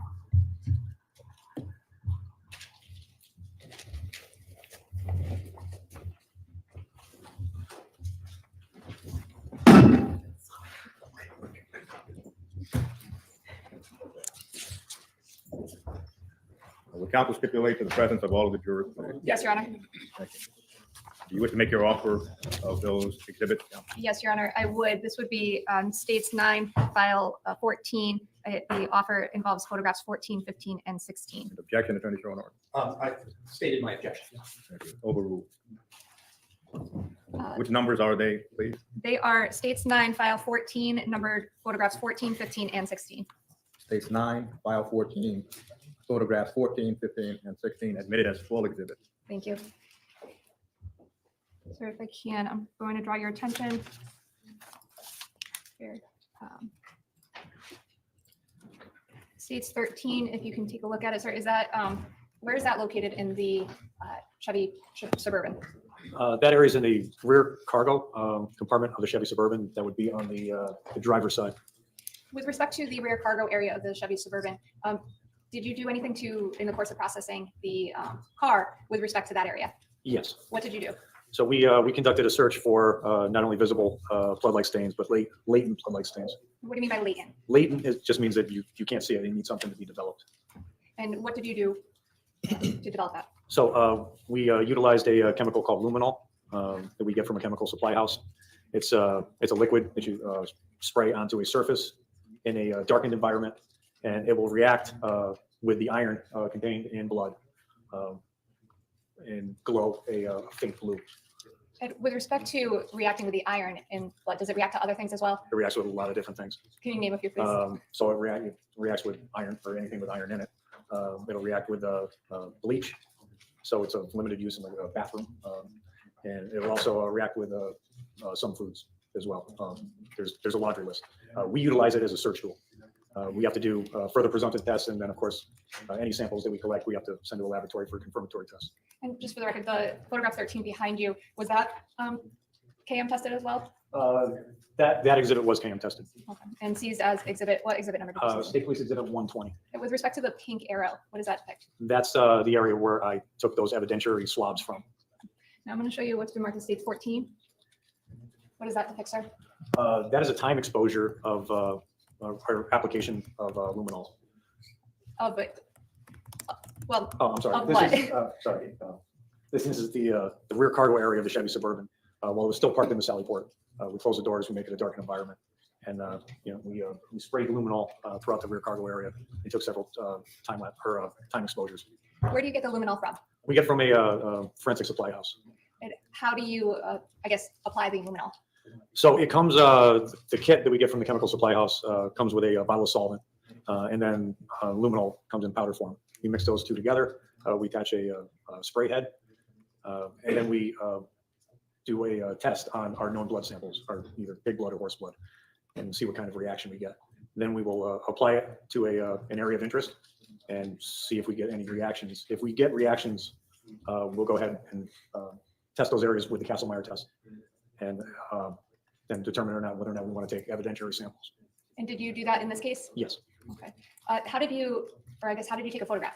The photograph is a time exposure. So basically, we put the camera on a tripod and either set the automatic settings or set shutter settings. So this shutter stays open on the camera for a longer period of time. Since it's a darkened environment, it takes that amount of time to take in enough light to make a photograph. And were you, well, I'm going to show you behind you, states 15. What is that depict, sir? That was taken during our luminol examination. That's, again, the rear cargo area of the Chevy Suburban. I believe that's more focused on the driver's side of the vehicle. And states 16. What does that depict, sir? Again, taken during the luminol examination, and that's the passenger side of the rear cargo area. Did you have an opportunity to examine the Chevy Suburban at a later date? Yes. When was that? June the 26th of 2019. And what was the purpose of that? The purpose of that was to try and search for additional biologic material to aid the medical examiner's cause and manner investigation. Did you look at a specific area of the vehicle? The undercarriage specifically. And by undercarriage, what do you mean? The underside of the car. File 16, show you picture 17. Do you recognize that? Yes. What is that? That is the Chevy Suburban, Jennifer Dulos' Chevy Suburban.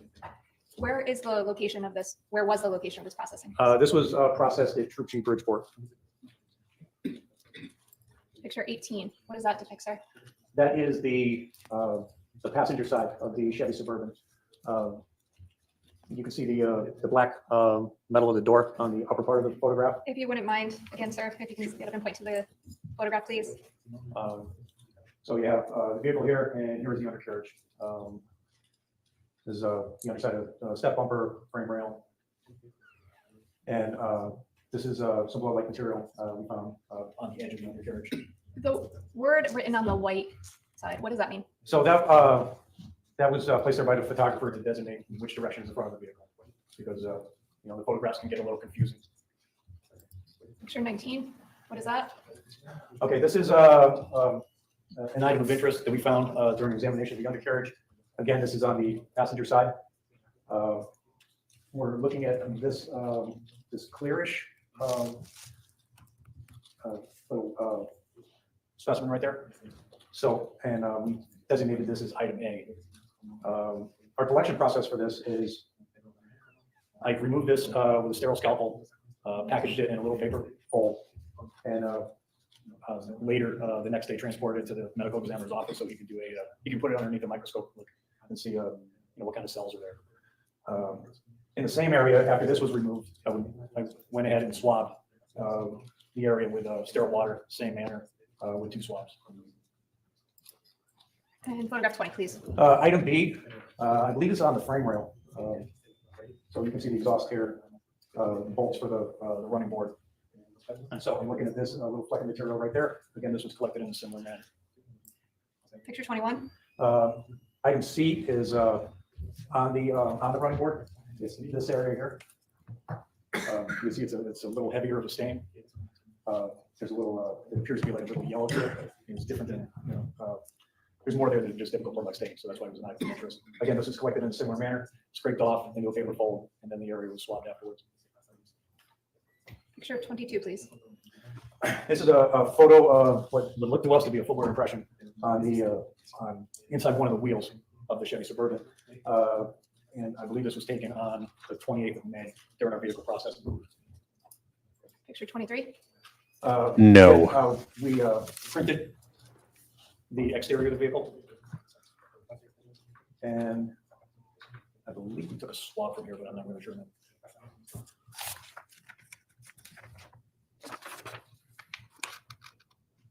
Would it refresh your recollection to take a look at your exhibit report? Yes.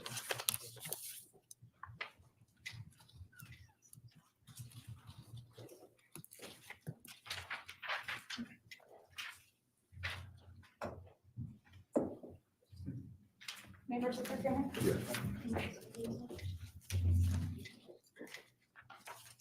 So I'm going to show you what the records ID states 12.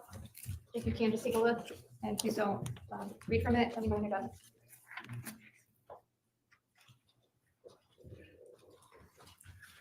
Did that refresh your recollection, sir? Yes. If there was a swap done of that, what's depicted in that photograph? Yeah, so this is the exterior side of the vehicle's tailgate. This is the bottom edge right here. And during our examination of, you can see the application of fingerprint powders. Right there. There's not a lot of, there's absolutely no rich detail here whatsoever. However, it was handled, so we swabbed it. Or I took 2 swabs, they were moistened with sterile water, swabbed this area, and then collected it and designated it as State Police Exhibit 113. In picture 24, sir. This was taken during a latent print exam of the exterior of the vehicle. Again, we're running sequentially with latent print numbers, so this is latent print 11, State Police Exhibit 114. And again, I designated it with blue China mark, arrow for orientation. And picture 25. It's appears to us to be like a partial palm print found on, I'm not sure where exactly this was on the Suburban. Would it refresh your recollection? Did you go to your report? Yes. And just for the record, I'm almost done with this section. And one more question after this. Well, it's the answer, the length of the answer that concerns me. So the court is going to conclude for lunch recess after this photograph. Thank you. This is the this was developed on the rear edge of the right front door. So near the window. Okay. And so again, designated as latent print number 12, Exhibit 115, marked and lifted in the same manner. Thank you. Okay, thank you. Ladies and gentlemen, we approach our lunch and recess. We plan to resume at 2 o'clock. Please do not discuss the case. Thank you.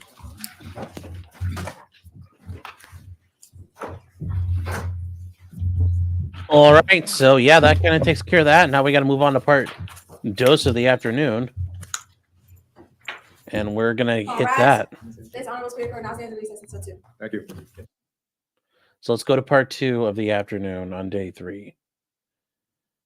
We're catching up, guys. We're catching up. Slowly but surely. She's cold because justice is always cold.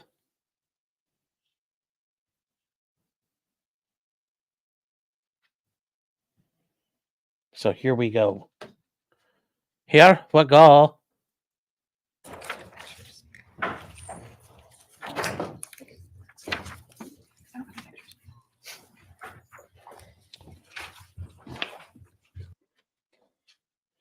Here comes the jury. When it loads.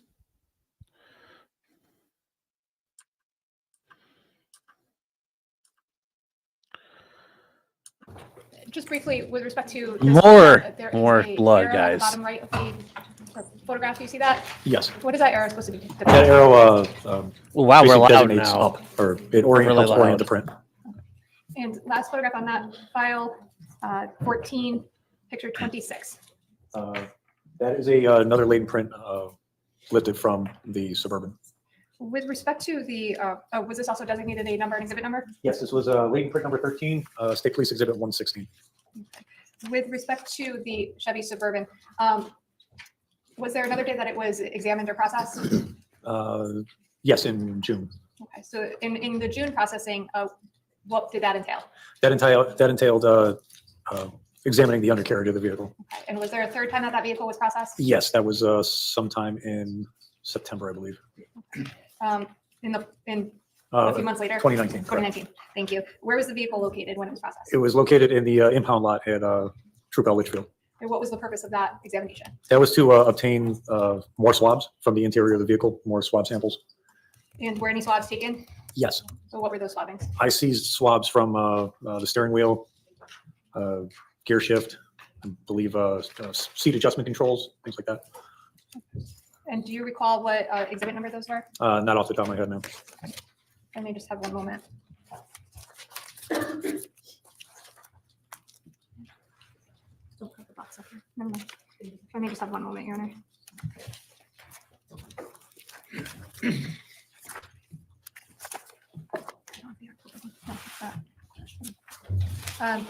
I'll withdraw that, Your Honor. I don't have my file for that one.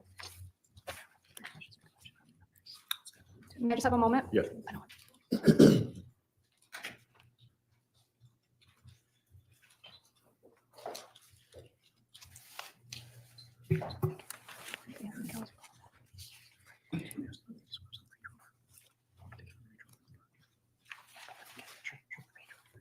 Okay, so with respect to the other vehicle that was inside the garage, the Range Rover, I'm gonna draw your attention specifically to States 9, file 15.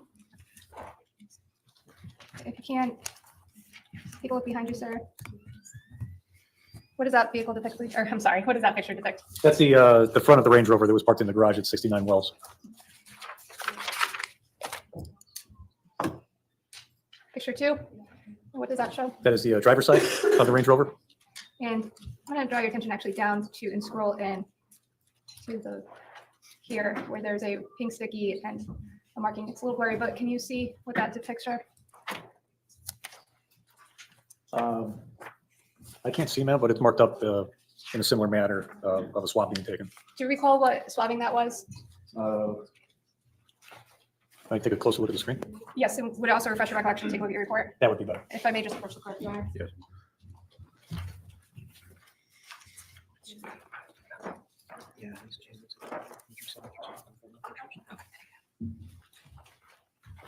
$11 for ID. Thank you.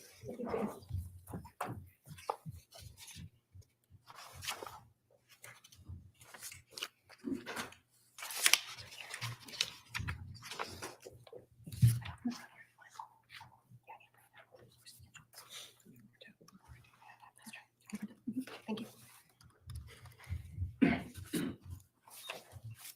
Did that refresh your recollection, sir? Yes. If you wouldn't mind, if you wouldn't mind getting up and pointing to the screen again, I apologize. And could you please identify, if you could, to your knowledge and recollection, what markings those are? Yes, that is Exhibit 61 is on the front door, and 62 is on the rear door. And with respect to those exhibits, did you swab them?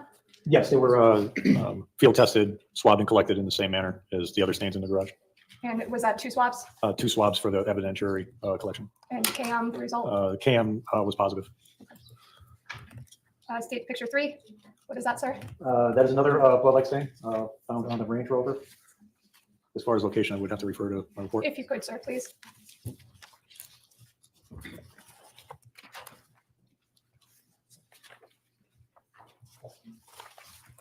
And do you know the location of that photograph or what's depicted in that photograph? Yes, that is a blood-like stain we found on the left side of the hood. Okay. And was that swabbed? Yes, it was field tested, swabbed, and collected. And the results of the field test? Field test was positive. Sir, picture 4 out of file 15, I believe. What does that picture depict, sir? So that's the Exhibit 61 I spoke about before on the front door of the, left front door of the Range Rover.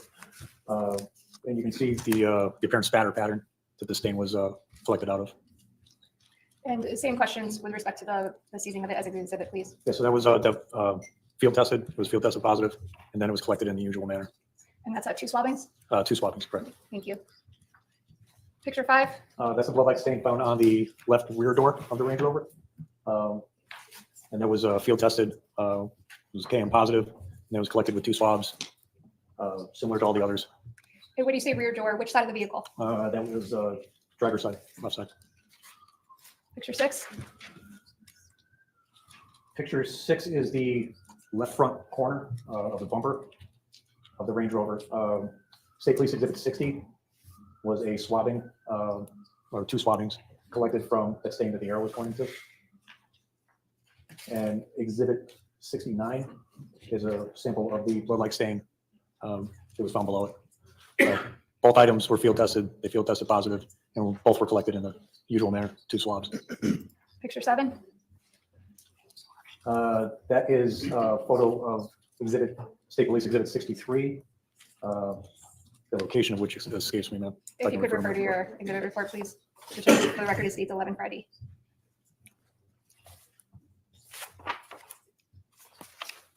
Okay, that stain is on the left rear fender of the Range Rover. It was also field tested positive with the KM test and was collected with 2 swabs in the usual manner. Picture 8. So A is a latent print taken from the Range Rover, latent print number 9, exhibit 93. If I could double check the location. If you could refer to your report, please.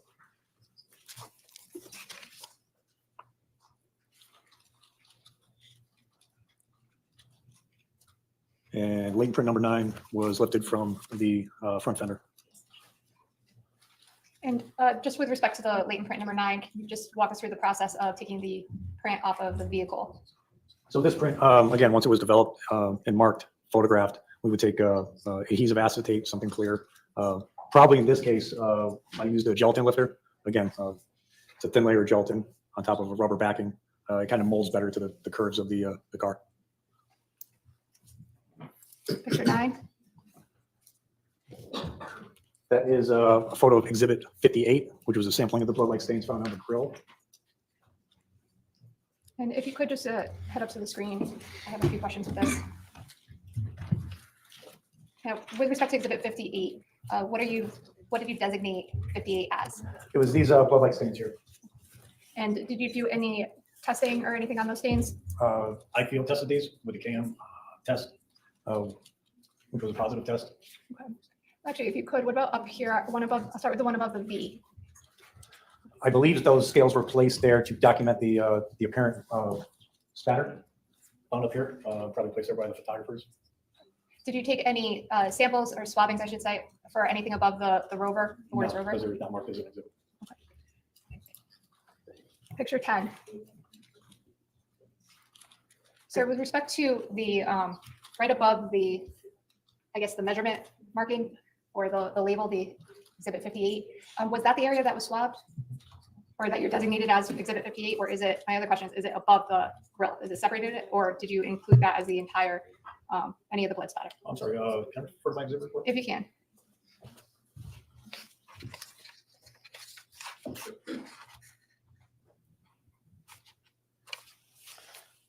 Okay, I was mistaken. This wasn't a blood swab. We were treating this this apparent impression or print and blood-like material that we found on the grill. We photographed this in the usual manner, in a manner similar to the way we did the prints on the floor. So these were photographed, and then later the photographs were designated as exhibit 58. So just to be clear, there was not swabbed in this. I did not swab this. Okay, and it was not tested or was tested? I believe, Objection. I'm just asking to Well, clarify, Your Honor. The question is, was this swabbed or was it not swabbed? And the response was going to be, I believe. Well, there's going to be a follow-up question. Court will overrule the objection. I can't say for sure. And with respect to any testing on it, do you recall if there was any testing on exhibit 58? Nothing beyond photography. We on to photograph 11. What does this depict? That is more blood-like stains on the grill of the Range Rover. And picture 12. That is another photo of the blood-like stains on the left rear door of the Range Rover. And what about this marking from, I guess, in the middle And of so- the, And along the side of the car, you can see in this road grime here, salt, dirt, sand, you can kind of see it like a swipe mark through there. picture 13? Photo of some blood-like stains on this is the left front wheel of the Range Rover. Now, with respect to the Range Rover, was there also a additional processing? Yes, we process this in our usual manner of processing the vehicle.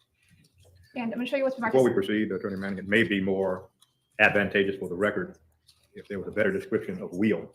Oh, Is it tire? Is it rim? that's true. Thank you, Your Honor. Sir, if you could just describe what you see in the photograph, please. This is States 13. Sure. When I refer to the wheel, it's really the rim, not the rubber tire. So I'm looking at these, I'm referring to these blood-like stains inside the metal of the rim. And for the record, you're pointing to where on the photograph? Basically throughout in the approximate center of the photo. And picture 14, sir, do you recognize that? Yes, What is that? that's the Range Rover. We examined this along with the Chevy Suburban at Troop Shooting Bridgeport on June 26, 2019, It was for similar material, additional biological material from the undercarriage. picture 15. What does that picture depict? This is an overall view of the undercarriage seen while the vehicle was up on the lift. So you can see on this L-shaped scale here, the photographer added a directional arrow for front. So the front would be the top of the screen. And then driver's side, or left side of the vehicle, is toward the right side of the screen. Picture 16. This was seized from the lower area of the Range Rover as item D. Again, this was scraped into a paper fold, designated as item D, and later the area was swapped. And item E. I'm sorry, picture 17, with respect to item E on picture 17. Yes, this is What is on that? the left side of the Range Rover. Again, kind of around the rocker panel. So item E is designated by the arrow. This material was scraped into a paper fold, and later the area was swabbed. And picture 18, please. Again, just another photo of item E. Thank you, sir. You can sit down. I want to go back and ask you a few more questions about that October processing of the Chevy Suburban. Do you recall how many exhibits you took, if any? Oh out my of that Friday? gosh. Uh, I know, guys. I'm sorry. This is so boring. If I can. Yes. Will you refresh Put my down your memory? Bisqueen first. Yes. Sanitize your crime scenes, guys.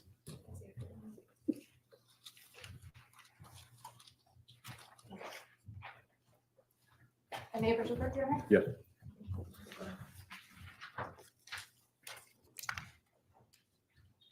So I'm going to show you what the mark is 13 for ID. Please take a minute and take a look at it. Please don't read it out loud.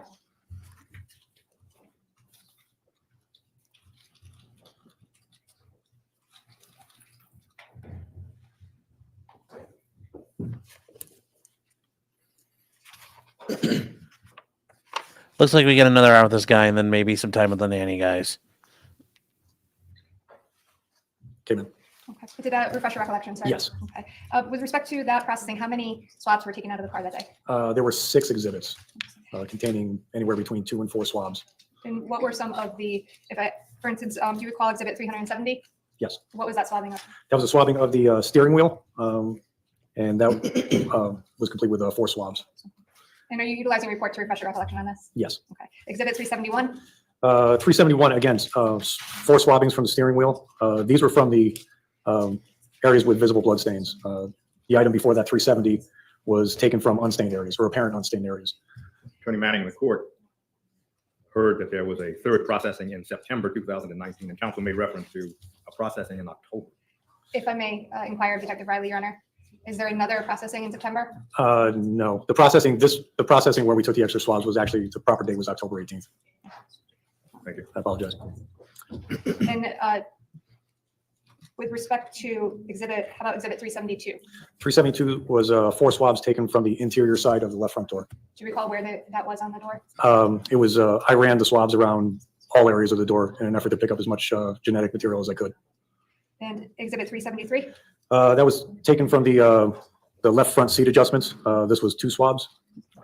And by front seat adjustments, just what do you mean by that? So they're the side buttons on the driver's seat used to adjust the seat for the driver. And 374? 374 was swabs taken from the rearview mirror. And 375? And 375 was swabs taken from the rear seat controls in the cargo area. If I may have one moment, Your Honor? Yes. I have nothing further. Thank you. Cross-examination, Attorney.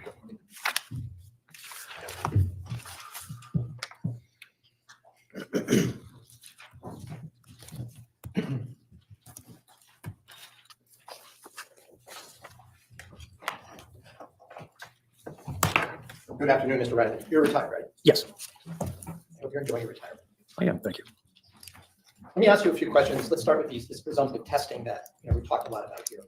It's my understanding, as you testified, that when we're talking about these chemical presumptive tests, there are at least 2 that you talked about today, right? Yes. The first was called Castle-Meyer, begins with a K instead of a C, right? It's like hyphenated 2 names. Yes. And the second one was something called Luminol, right? Yes. And Castle-Meyer, you said, is made up of 2 chemicals. One is phenolphthalein, right? Yes. And the other is hydrogen peroxide, right? Yes. Now, phenolphthalein is the stuff that they use to test swimming pools for chlorine, right? Isn't that the same stuff? I don't know, sir. So you're not an expert in science. You're not a chemist or anything like that. Here we go. No. So when you said you had some training in it, you were trained in how to administer it, right? Yes. You don't know anything about the chemistry itself and why something shows pain or glows or changes color at all, right? That's correct. And the training, you said you also received from the lab some kind of like a kit in order to administer, right? Yes. And phenolphthalein is a liquid, isn't it? Yes. And so is hydrogen peroxide, correct? Yes. Now, hydrogen peroxide, that's the same chemical that you use maybe if you have an infection, maybe to disinfect, right? Yes. And I guess some people might even use it to bleach their hair, right? In the day, right? There people have peroxide hair where they really white bleach blonde. Is that the same stuff? I'm not sure, sir. Okay. But in any event, you also said that there are things, when you talk about presumptions, right? You're trying to see if there's a place that you're going to do some swabbing or photography, right? For the Castlemeyer, Yeah. it's more, we do our searches visually. Okay, so you see something that looks like a stain, right? You maybe do a little chemical wipe with the KM, right? Or conduct a KM test, You correct? do a KM test, and if it comes back negative, you still take a picture of it? Sometimes, So we saw a couple of those. You tested a stain on the floor of the garage, and it didn't even come up with a presumptive test, right? Right. But in any event, if it comes up presumptive, one of the things you indicated that it's presumptive for is blood, right? well, the test, it's presumptive for blood. That's what I mean. The test is presumptive for blood by putting the two chemicals together with the sample, right? Yes. And you did mention a couple of things that it also is presumptive for, right? Yes. Animal blood is one. Yes. And of course, there's all sorts of animals, right? Yes. Doesn't distinguish between one animal or another, does it? No. I think you also mentioned horseradish is something that it tests positive for. That's one of the classical examples. Okay. Now, you're familiar with some of the other things that it tests positive for? I'm familiar with turmeric. Turmeric, right? Now, does it also test positive for tomato? I don't know. What about rust, iron rust? I don't know. You don't know? No. How about bleach? You know about that? No. How about copper? No. You don't know? Is that what you're saying? Whether it'll show presumptive positive for copper? Like iodized copper? I don't think so, sir. How about malt, like you find in either beer or a milkshake? That I don't know either. Aren't there, in fact, 16 different food groups that test positive using Castlemeyer? I don't know, sir. We'd have to have somebody who's like a scientist that knows this to really answer those questions, right? Yes. But if we're talking about a presumptive test, if you wanted to be presumptive about the presence of horseradish, this would be the test to use, right? I would need to presume something was horseradish, sir. Well, the presumptive test is not what you think, it's whether it turns pink, right? Yeah, I'm not sure I'm following your question, sir. I mean, it does react in a positive manner with horseradish. So I'm saying if I wanted to presume that stain on my kitchen cabinet is horseradish, I might use this test, right? If you really wanted to. Exactly. And so let's say a, I don't know, spilled hamburger, piece of hamburger juice, that would test positive, right? I don't know. I've never tried it on hamburger, sir. Well, hamburger is basically animal meat, right? Yeah, but I've never tried it on hamburgers. Fair enough. But it would also test positive for, I don't know, a cat, a little blood of a cat, right? Oh, yes, animals. Absolutely. Mice, right? There's a garage, right? If you had an injured mouse, yes. You would also agree, would you not, that you would need a confirmatory test done by a lab to see whether the presumption or assumption turned out to be correct, right? Yes. And you know that in your, never mind this case, but in your experience, some of the things that you show a positive presumptive test turn out not to be blood at all, correct? I've never had that experience. Well, you don't do the actual testing, do you? No, I mean, when I learn of the results, I've never had that So experience. you don't know that in this case, that was in fact, several of these items turned out not to have any evidence of blood in it? Objection, Your Honor. Sustained. That's You didn't even fine. test all of the spots that we. That's fine. It doesn't matter. It's sustained. It's 100% correct. How about this time, champ? Womp womp. That's a good one to get in. Doesn't matter. The question answers itself. We already know the answer. But also this idea, oh, it's never been wrong. Like, I guarantee people in Dre, like, really? You've never had an oopsie? Like that part I think is a little I'm a little incredulous at that comment. Oh, it's never been wrong. Okay.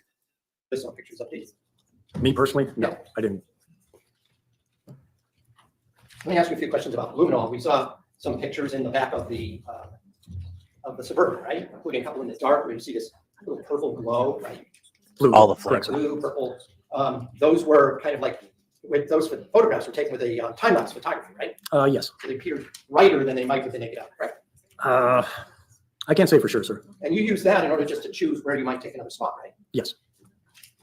Now, you said that Luminol tests for the presence of iron, right? Yes. So you know that a car is made out of steel, or most of them are, right? Yes, it is. And steel is an iron alloy, is it not? It is. So it would stand to reason that in a motor vehicle, there might be some exposed metal places that might test positive using luminol, right? Correct. So if you wanted to see if your car was rusty, you might spray some luminol on it and you would have a positive glowing result, right? It would even glow on the non-rusted parts. Right, but it would glow on even the non-rusted parts because you're in a car, right? Yes. And if you're talking about, let's say, a car where there are children that have been passengers in that car, there might be all sorts of other things that will test positive for the presence of iron. Isn't that true? Possibly, yes. You know that I think turnips also test positive for luminol, don't they? I don't know that for a You know, a fact. lot of root vegetables have iron in them, right? No. You do know that? I do right? know. And it's actually good for you to eat, right? Am I right? No, object, Your Honor. Well, the question is not relevant, Justine. It's not relevant, but it's If true. you wanted to see if you maybe drop the turnip on the ground in the back seat of the car, you might use luminol and it might glow, right? Objection. Well, Irrelevance and assumes facts not in evidence. well, the It's a hypothetical. He's an line of the expert. cross-examination is a number of substances or fruits or vegetables contain iron. This is just an extension of that line Yes. overruled. All right. Good job, Judge. I think you'd be able to see a turnip and would need luminol. But the luminol might illuminate, right? I don't know. I never tried it on a turnip, sir. Fair enough. Bleach also will glow in luminol, wouldn't it? Yes. You already mentioned horseradish for K&M. This would also test positive in luminol, wouldn't it? I don't know for sure. How about rust? Boo. Yes. So if a child had, let's say, ice skates in the back of the car, some of that maybe scratched off on the back seat, that would Objection. test positive for luminol, wouldn't it? Well, here's an objection. And it calls for a hypothetical, but the hypothetical isn't developed in such a way as to aid the jury. Essentially what the question is since there are ice skates have metals, probably steel is an alloy of iron. In other words, it's an extension, but the extension is becoming very thin. The court Yeah, would he's allow the pushing it. question. And I will then move on, but if you want to just answer that question, I'm not going to go into a million hypotheticals. Yes, it's possible. A lot of these photographs that we've seen were various angles of the very same spots that you tested, isn't that right? Yes. So just by looking at these photographs, you have to look very carefully to see whether or not Look at this 3, 4, maybe 5 photograph. photographs were of the same location that you did a swab, isn't that right? Swim swamp. No, I just swabbed from the areas that were marked as exhibits. Oh, no, I understand that. I'm talking about the photographs of different angles to a certain extent of the same areas that you had swabbed. Yes. I also want to be clear about the measuring tapes that are in many of these pictures. The white tape is in centimeters and millimeters, correct? And I believe it's inches on one side too. Well, the yellow, isn't the yellow the inches? You said the white tape, sir? Yeah, doesn't the white tape say metric on some of them in those pictures? I don't know. I would have to look at the pictures. All right, fair enough. But if you're familiar with the fact that there's a distinction between the metric system, which uses centimeters and millimeters, and the American measuring system that uses inches and feet, right? Yes. Standard and I'm metric. going to ask you a few questions about the paper towels in the kitchen. And the first thing I want to do is call up one of the pictures that was on the exhibit that was introduced for you. And if I could have 8-139 for your edification, this is the image where you put the state police exhibit number 13 on. If you would look at that screen behind you, sir, you see that image there? Yes. And I think you testified that this was the paper towel that you examined. You did some kind of a test on it as well, right? Yes. And you seized the whole thing or just a portion of it? The whole thing, sir. When you came into the house that day, this would be the 25th, correct? Yes. Was this exactly when you went in the location where you found this paper towel? Not the exact location, no. It was moved around? It was in that general same corner of the sink, sir. Did you move it so that somebody could take a better picture? No, I moved it so I could examine it and field test it. When this picture was taken and you put that yellow tab next to it, is that the location you found it in before you moved it and examined it? No, I don't believe so, sir. Not the Where same was sink. it when you first observed it, if you can just point it out on this photograph? I would just remember in that general corner of the sink, sir. So when you say in the corner of the sink, was it off the roller? That is the metal device that the paper towel roll is standing next to? I believe so, but I'm not sure, sir. Did you observe anyone else move it? Take it off? No. And just so that we're talking about the same thing, right? I'm referring to this item here that's to the left of the paper towel roll. You see that there? Yes, sir. You recall seeing that there, right? Yes. But when you got there, that paper towel roll was not on that device, the dispenser roll. I think they were separate, but I'm not sure. Well, if you're not sure, do you not recall seeing someone physically remove it? Objection. Well, the response was he's not sure if it was on the holder. And the question was, well, if you were not sure, can you recall someone seeing, or can you recall seeing someone move it off of the holder? No, I didn't see anybody move it off of the holder, sir. So it wasn't placed there in order for you specifically to examine it in that location. Is that fair statement? No, I searched that area of the house, sir. Okay. So I'm going to ask you now, I had a couple of screenshots taken from, I think it's Exhibit 7. We had Detective Clabby had a video. I took a couple of screenshots from it, and I'm just going to show you if I can. Excuse me, may I have a moment with counsel? Yes. Yeah. What time it is? You're making my case look bad. No. No. Stop it, bad man. What she's telling the defense attorney right Yeah, now. Mark, if I may. Yes.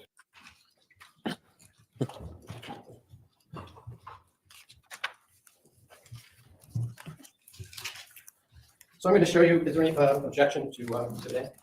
That's those. That's this one or this one? Yeah, that's This one. Okay. No objection, thank you. What's the marking, please? Exhibit A. Defense A admitted as a full exhibit. So if you could, before we show you the image, before you got there, you know that Detective Clabby was also on scene, is that right? Well, we were there at the same time, sir. Fair enough. Did you all arrive in the van or did you come separate? No, we came separately. But you recall seeing him there? Yes. You knew that he was assigned the videography for that scene that day? Yes. Did you observe him doing any videography? Yes. Did he do that, at least the overview, before you got to work making any examples, any swaps or anything like that, taking anything? Yes. All right, so I'm going to show you a couple of screenshots from that video that Detective Clabby took. And have you seen that video at any point? Not in a long time, sir. All right, so I'm going to show you one screenshot called screenshot. Can we just put that up, please? Now, looking at the video screenshot that I've just put up here, you see that the paper towel is on the dispenser in that image, correct? Correct. So my question to you, was that how it was when you observed it, or was it already off the roll when you examined it? Objection. Asked and answered, Your Honor. He indicated he doesn't remember. The response has been he does not remember. Does that help? All right. Does looking at this image help Did he you, really, refresh your though? recollection as to whether or not it was Did on he the really? dispenser when you arrived? Objection, Your Honor. Grounds. Again, he's been asked and answered. It's now a full exhibit. Well, I'll withdraw the question. I'm going to show you another. Yeah, don't screenshot. give her that one. Well, it's up there now. This is from the pantry. Do you recall looking in the pantry at the in that kitchen, between the kitchen and the mudroom? Between the mudroom and the dining room, sir? Yes. Yes. All right. So if you would just put up that image, this is also from the same exhibit. Do you recall that this was the view of that pantry when you looked at it? Yes, that's consistent. Did you take any swabs or collect any evidence from what's shown in that image? I did not.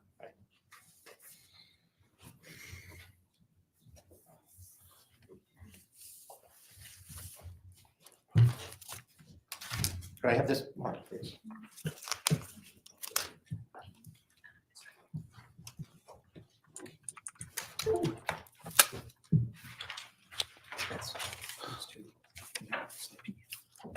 Wait, oh, that's the video.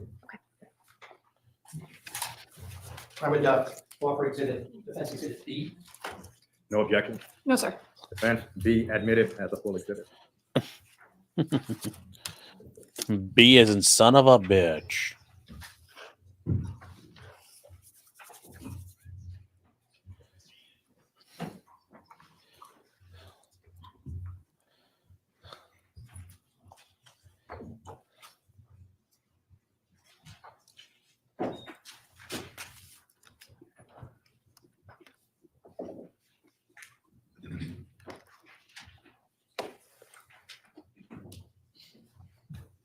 All right, I'm going to show you an image that was taken from the by the officer who arrived at New Canaan Police from the New Canaan Police Department on the evening of May 24th, 2019. All right, so if we could have that.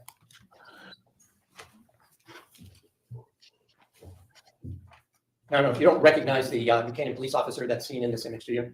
No. And I'll just note the time is indicated at 5:24:19 at 19:57 and 33. This is from State's Exhibit 1, I believe, which was the video that was from the body camera of one of the patrol officers that was there that night. Okay. Okay. So again, I'm just going to ask you to note. Did you ever see the paper towel roll on the dispenser when you were at the house? I don't remember. Now, I'm also going to show you two other images. I think they're also from this exhibit. X8, please. It's image 0064 from that exhibit. Do you recall seeing any of the items that are indicated here during your investigation on May 25th, 2019, inside the home? Specific items? Any specific items in the pantry that we're seeing here? No. I'll show you the next picture, please, which is it's image 0065, but I'm just calling it X21 for my.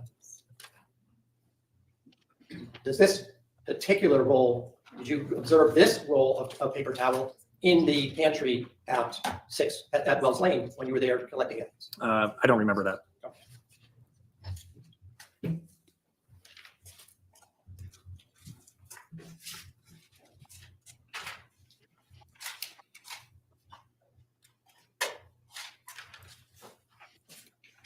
I'm going to show you a couple of pictures from the garage that we've already been through and you described where you took certain swabs. The first picture I want to show you is from your disc exhibit, which I believe the whole exhibit is, I think, 7. I'm sorry, I'll just have a moment. 9. The large disc.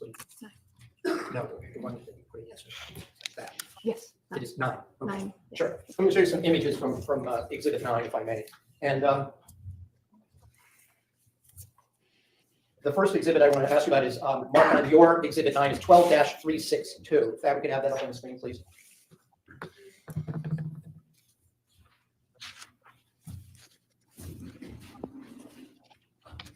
You recall this is the exhibit that you marked as A16, or somebody marked as A16, correct? I don't think that was an exhibit. I think that was just for documentation purposes. All right. So let me also get that clarification. If there's a yellow placard, then it was seized as some kind of an exhibit for your purposes of your investigation. Is that correct? Or it was marked on a similar label with EX, whatever. So the A letter, was that your writing on this document, on this image? No. This would be something that whichever detective was placing these markers down would have noted. Is that right? Yes. And I asked you this when we were first putting some of these pictures up. If we look at this image here, when you saw this particular marker, did you note the marking on the sticker itself? No, I didn't note it. You did not? No. Okay. So you don't know how that got there? Specifically, no. Okay. I'm going to show you another image. This one is 13-363. It's in the same series. And this is also one of the images that you testified to yesterday, correct? Yes. And I'm asking specifically about the mark on the middle of this document here. Yes. Get the That American present, First boys going. You were examining that particular spot on the ground. I don't remember it. You don't recall seeing that? No. And you also testified, if I'm not mistaken, that there was also a fair amount of, you called it vegetative matter, seeds or leaves and whatnot on this garage floor, correct? Yes. And did you gather any of those? No. Show you one more in this series. This would be 14-157. We're gonna get to that. What's that? What are these Again, dots I'm and gonna ask you whether or not smudges? you recognize or saw this item on the placard when you were looking at this particular location. Get them. I don't recall it being there. And when you talk about other items, whatnot, seeds and whatnot on the floor, are we talking about, if we look at this picture, are we talking about all of these other specific items, dots and whatnot that we see on the cement floor in a close-up? Is that what you're talking about? Yes. There are also some larger leaves, correct? Larger leaves, Oh. stones, sand, things like Sand, what else? that. Small stones. All just on what you might expect to find on a garage floor. Before you proceed, counsel, the court needs to clarify something that is quite subtle. Detective Riley, on the previous photograph, you indicated you did not remember whether you saw that spot on the measuring marker, correct? That's what I said, yes. Your But Honor. then you said, I don't recall seeing it. Now, it may sound the same, but there's subtle differences. I don't remember whether I saw it. To this court means I don't remember whether it was there or not. I don't recall seeing it means, in this court view, I don't remember that it was there. Which one is it? It was a former. I did not take note of it, Your Honor. Thank you. Ooh. With regard to the What? search of the, This judge is fucking on it. This guy's sharp. If only all the judges in this world were half as good. Only if his attorneys would half as good as that. This guy's good. Chevy, you said that you were sent back to take additional samples in October of 2019. Is that correct? That's correct. And as I understand from your testimony, it was from additional samples of the steering wheel, Yes, from the interior of the left front door, yes, from the front seat adjustment control, yes, from the rear view mirror, yes, from the cargo area, yes. from the rear seat controls. Are those one and the same, sir? Well, that was going to be my next question. Were those separate places, or did you take them from the rear seat controls in the cargo area because the seats were down? Yeah, I believe when I remember the rear seat controls were in the cargo area. Because the back seat, the second row of seats were not up, they were down. Is that why you entered that way? I don't remember whether they were up or down, sir. You were sent back to do additional swabs because the first set didn't produce any information of value. Is that true? Objection. Well, the question is, you were sent back to take additional swabs because the first set didn't yield anything of evidentiary value. And what's the objection? It's a mischaracterization of evidence, assumes facts not in evidence. And Well, we have a lot of facts not in I'll evidence pause so for a far. second to answer, Your Honor. Well, let's take them one at a time. The question was, you were sent back. That's one segment. I am surprised he's doing these speaking objections in front of the jury like this. I will say that's the one thing. Like, a lot of judges may bring you up to discuss this on the record at a sidebar, but doing it in the court like this is a little different. Because what you swabbed the first time did not yield anything of evidentiary value. But whether he was sent back or not is not material. It's the second segment. Because what you recovered the first time was of no evidentiary value. Well, that assumes, in this court view, facts that can be interpreted differently, but in this court view specifically, it's misleading. Sustained. The purpose of going back in October was an attempt to get biological material from those locations in the suburban, correct? Yes, And whatever you did, you made the same kind of swipe type activity that you described earlier. yes. And then you sent that on to the state lab at some point, right? I don't know if I did personally, but that's the usual process. Well, let me just, I skipped a step, all right? So you gathered it and it was then sent into evidence, right? Yes, And then at some point, that was done for the purpose of at some point having it examined by the state forensic laboratory, correct? I believe so. Not sure though, sir. Well, whether these particular items were then sent on or not, that would have been the purpose of collecting it. Oh, right? yes, absolutely. Just have a moment.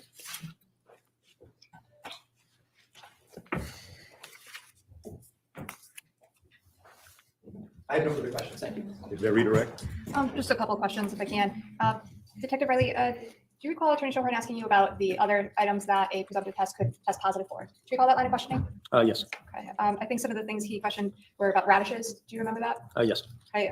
In the garage floor, did you find any evidence of radishes anywhere? No, Okay. What about cheeseburgers anywhere on the floor? no cheeseburgers. What about on the undercarriage of the Chevy Suburban? Did you find any cheeseburgers or radishes there? No, ma'am. Okay, Okay, what that's about the kind of undercarriage funny. of the Land Rover. Any cheeseburgers or radishes there? No. What about turmeric? Any bottles of turmeric or turmeric sources on the floor of the garage? No, ma'am. The Land Rover? No. The Chevy Suburban? No. All right. With respect to the cargo area of the Chevy Suburban, did you find any evidence of car seats? Any evidence that children were sitting in the trunk area? In the back? No, ma'am. With respect to that cargo area, did you see a lot of exposed steel and rust areas? No. With respect to, actually, that's all I have. Thank you. Just a couple of questions. In any of those areas starting with the garage, do you find evidence of rust stains? Not that I remember, sir. Do you notice it whether or not under the undercarriage of the vehicle there was some rust? Yes. No further questions. Nothing further. Thank you. Ah, that's good. Riley, you may step down. Good comeback. Your Honor. He got his Time is points now in. 3:10. You have another witness for this afternoon. do you We not? do, Your Honor. Judge, we Well- have to take up a couple matters Correct. in advance. So what the court is going to do is allow the jury to take the afternoon recess now. Well, how long do you anticipate your argument on the matter that we have to take up? I think probably 15 minutes, Your Honor. So we'll allow the recess now. It may be that the recess, ladies and gentlemen, will be a little more extended than usual. We hope you're not disappointed. Stand in our afternoon recess.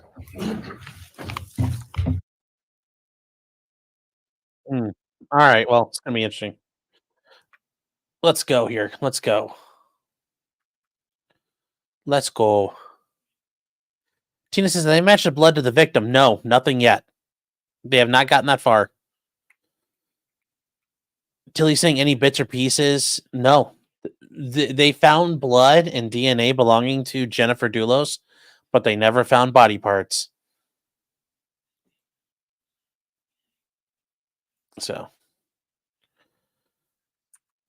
we're going on a break, and then we're going to come back.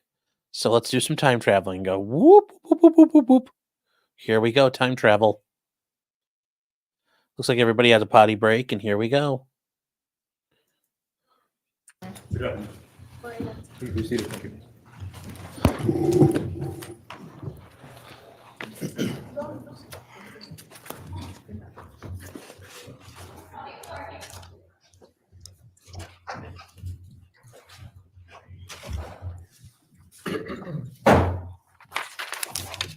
Court understands there is a matter to be taken up.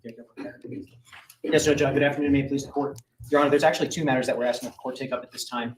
If you'll recall, late on Friday, the state inquired about the court hearing the defendant's motion for a reporter hearing with respect to STR Mix, which is a deconvolution software that the state laboratory uses when interpreting DNA results. We did file a written objection on Friday, which I did email to the court, and we're asking that be heard now, or at least at some point today, because we were intending on introducing DNA evidence as early as tomorrow, depending on scheduling, of course. And then there's a motion that deals specifically with the next witness, which was filed by the defense last week, which was specifically to exclude any and all evidence of so-called marital discord between Mr. Fotis Dulos and Ms. Jennifer Dulos, along with hearsay. So that is going to be coming up during the next witness. And so I certainly didn't want to run through the stop sign of the motion in a minute. Thank you. So the court will take up first the, I guess we would have to call it what the code calls it, prior bad act.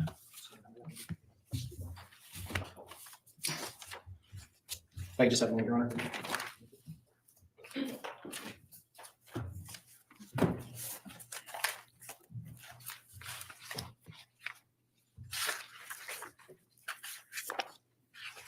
I apologize, Your Honor. I'm just looking for it. Written out. Well, I'll probably be able to do it from memory in any event, Your Honor. So I'll just note, Your Honor, just a couple things with respect to the so-called prior bad acts. Firstly, this is a defense objection, but we are going to be making the offer. So I just want to alert the court as to what we intend on offering through this next witness. And they've also moved to exclude alleged hearsay statements from Jennifer Dulos as well. And I'd like to take those up at the appropriate time additionally, Your Honor. But essentially, Your Honor, the defense in this case, as I understand it, from some of the cross-examination which we have heard so far, specifically with respect to presumptive blood tests, as I understand the defense, they are not conceding that there was actually blood in the garage. They're not conceding that Jennifer Dulos is deceased. And they're not conceding that Fotis Dulos is responsible for her murder. Now, I could stand mistaken on that, but I don't think that we're going to be hearing those concessions this afternoon from the defense. So I bring this up, Your Honor, because obviously, in light of the fact that none of those things are conceded at this point, the court needs to decide whether or not animus between Fotis Dulos and Jennifer Dulos is relevant to this case. And I did file a written objection this morning, Your Honor. But I would pose to the court this hypothetical as the court considers this motion. I want the court to consider if the defense had moved to exclude any and all mention of the fact that Fotis Dulos and Jennifer Dulos were married. Let's just say they moved to exclude that. And the court granted their motion. The jury would naturally be sitting here wondering why Fotis Dulos would murder a random woman in pain. It is the story of their marriage and the story of their discord and the story of their divorce that served as the motivation that culminated in the death and murder of Dulos. That is our theory of the case. And Ms. Lauren Almeida is going to be testifying on behalf of the state in just a moment. And what the evidence is going to reveal, Your Honor, is that she was the nanny for the Dulos family from 2012 until 2019.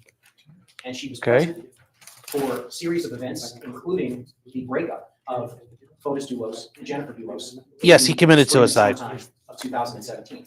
And she's going to be detailing very specific events for the court. Specifically, she's going to be detailing how, upon the decision to separate, Mr. Dulos chased Jennifer Dulos around with a piece of paper. That at one point they were in some type of screaming match, and he chased Jennifer Dulos upstairs, burst into the room. That she looked terrified and was chasing after her. She's going to testify about the antagonistic behavior. There's the court reporters. There is no court reporter. It's all being electronically recorded. They might have different interpreters, but the interpreters also need breaks throughout the day. So it's not just the same interpreter talking the whole time to Jen or to Michelle. he showed towards her during those months leading up to her finally leaving the home.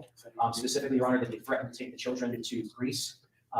She's going to talk about an event in which he allowed the 11-year-old children and the 8-year-old children to drive his Porsche around a very dangerous area, thus upsetting Jennifer. That these things were occurring and seemed to be designed to antagonize Jennifer during the months after they had apparently decided to separate, but were still living together. She's going to detail for the court how he reacted when Jennifer surreptitiously left the home with the children in June of 2017. That he acted erratically towards her in court, her being Lauren Almeida, that he accused her of kidnapping her kids because she went with Jennifer with the children to New York. She's going to discuss the fact that Fotis Dulos yelled at her when she dropped the kids off and said that she needed to be the voice of reason with his wife, Jennifer Dulos. All of these things, Your Honor, are probative to Mr. Dulos's animus towards Jennifer Dulos and served as the motivation for why he would commit this crime. Because the evidence is going to show that despite the fact that it had been nearly 2 years from Jennifer Dulos leaving the home until her alleged murder, that they still weren't divorced, that they were in the midst of ongoing marital discord. And the defendant, Your Honor, actually spoke about that marital discord during her interviews with the police. She indicated that, I don't know the exact phrase, but I believe it was 2 years of hell or 2 years of torture when she was speaking about Mr. Dulos' divorce proceedings with his then wife, Jennifer Dulos. She joked about how she wished Jennifer would just disappear. So this also serves as the motive for why the defendant would conspire with Mr. Dulos to kill Jennifer Dulos. And as the defense has repeatedly said during voir dire, the state has to prove beyond reasonable doubt that Fotis Dulos murdered Jennifer Dulos. They have repeatedly said that.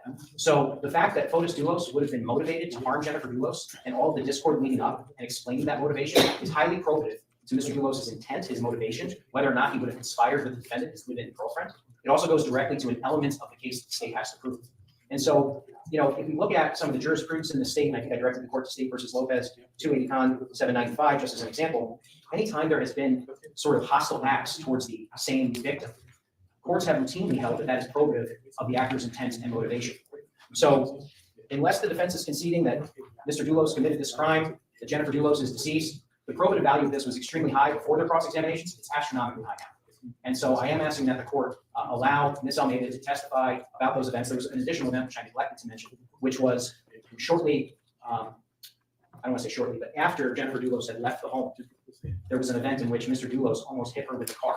And Ms. Almeida returned to the home shortly after, and Jennifer Dulos explained that situation to her. And she was extremely shaken up. And all of these things, Judge, we believe are probative again to the animus that we have harbored towards her. With respect to, if I just have one moment, Judge? Yeah. With respect to the alleged hearsay statements, I would just indicate the following to the court. Number one, the statements that we're going to be offering that Jennifer made to Ms. Almeida are either not being offered for their truth or meet a well-recognized hearsay exception. And I just want to give you some examples. Farber's then existing belief that Dulos was having an affair, in part because he had been more distant. We're not going to be offering that to show that Mr. Dulos was actually more distant in the marriage. We're going to be offering it to show that Jennifer Dulos believed that their marriage was in turmoil and believed he was having an affair. Her then existing belief that she had found proof of the affair. Her future intention to confront Dulos about the affair. Her then existing fear of Dulos. Her then existing emotional state that she was not in love with Dulos anymore. Her then existing fear that the defendant would take her children to Greece and not return, which, by the way, is independently corroborated. Lauren Almeida actually witnessed an event where he threatened to take the children to Greece. Her intention to divorce Dulos.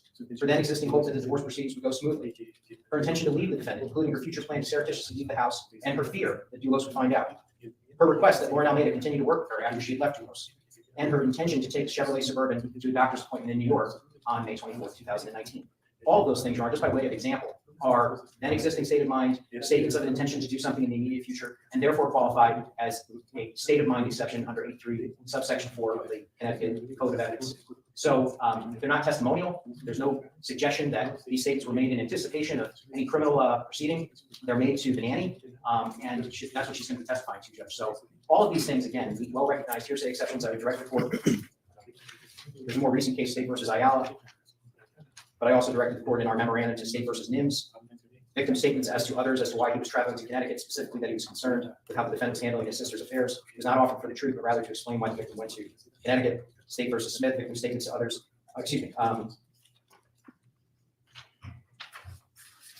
With respect to the statements about the event with the car, we're offering those as spontaneous utterances. And I would just indicate that State versus Smith, which is 275 Con and 217, quote, it is well established in our jurisprudence that where a marital or romantic relationship existed between a homicide victim and defendant, Evidence of the victim's fear of the defendant suggests a deterioration of that relationship, which is relevant to the issues of motive and intent. Now, what I'm gathering from the defense, even though they're apparently not conceding that Mr. Dulos is even responsible for this crime or that crime occurred at all, is that there's somehow spillover prejudice to the defendant. But again, this is highly probative evidence as to why Mr. Dulos would commit this crime.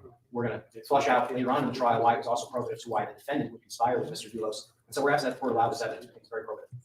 Thank you. Attorney Schoenhorn. I guess we have to separate the fact, two issues here. The first is that it sounds to me that if Fotis Dulos was on trial for this, the state would be seeking to offer this kind of evidence, and most of it would be explicitly prohibited against Mr. Dulos because of its prejudicial effect and its remoteness.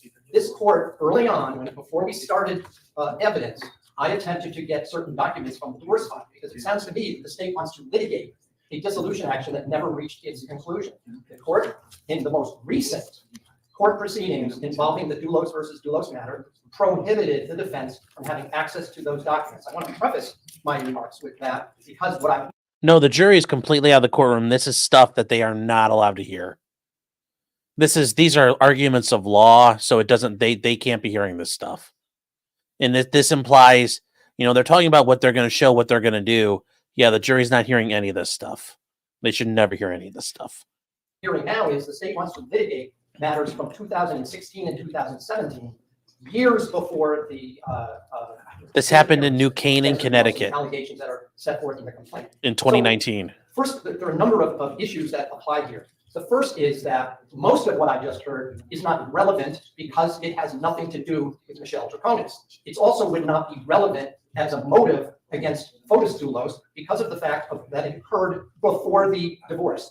It's also relevant for your court's determination. There's no violence involved here. Every one of the cases that the state has cited involve prior acts of actual physical violence. What we have here are arguments about whether the children should go water skiing, whether they were loud, whether Mr. Dulos wanted his wife to sign a custody agreement, which is what the claim chasing her around, quote unquote, the piece of paper is all about, to sign an agreement as to when the children would go, in other words, without litigating it, to agree to those terms. This might be true of any dissolution action, not only in Connecticut, but probably in the entire United States of America. So the problem we also have, which is unique to this case, is that all of these incidents were part of an attempt by Jennifer Dulos to obtain a restraining order. I want to emphasize, because the court may not be aware, Judge Collin had a multi-day hearing where all of these claims were litigated, and he found it not credible. That is, he denied the restraining order. So we have, at the level of a preponderance of the evidence, a coordinate judge of this court finding that the evidence did not meet the minimum requirements for a restraining order, and he denied Jennifer Dulos' motion for a restraining order. Again, it is testimonial in another coordinate proceeding. It was done for purposes of litigation. These allegations were made during the course of that. It was denied in that court. So how is the court here going to allow the same evidence in here without bringing in the actual findings, rulings by the judge in the divorce case? And then, of course, this all goes back to 2016 and 2017. The fact that there was that kind of discord is not the kind of violence that would permit the court to allow that to be presented, especially in a case of this nature. The police were not involved at that point. There's no contemporaneous documentation. Again, this was something that was prepared in affidavits for purposes of court. Ms. Almeida testified in support of the motion for restraining order. I think it's important also to realize that to the extent that there has to be reference to the fact that it was an ongoing dissolution matter, perhaps it's also relevant that Ms. Almeida was part of the plan by Ms. Dulos to simply disappear from the house and leave without notice and to ignore the police inquiry, which is what happened back then. If the court looks at some of the cases, for example, State versus Espinal is a good example of that, where we talk about whether or not claims, there are a couple of, I have to separate this out because on the one hand, you've got a couple of incidents where Ms. Almeida witnessed arguments between Fotis Dulos and his wife. There was no physical touching whatsoever. It was following and yelling. That was the nature of it.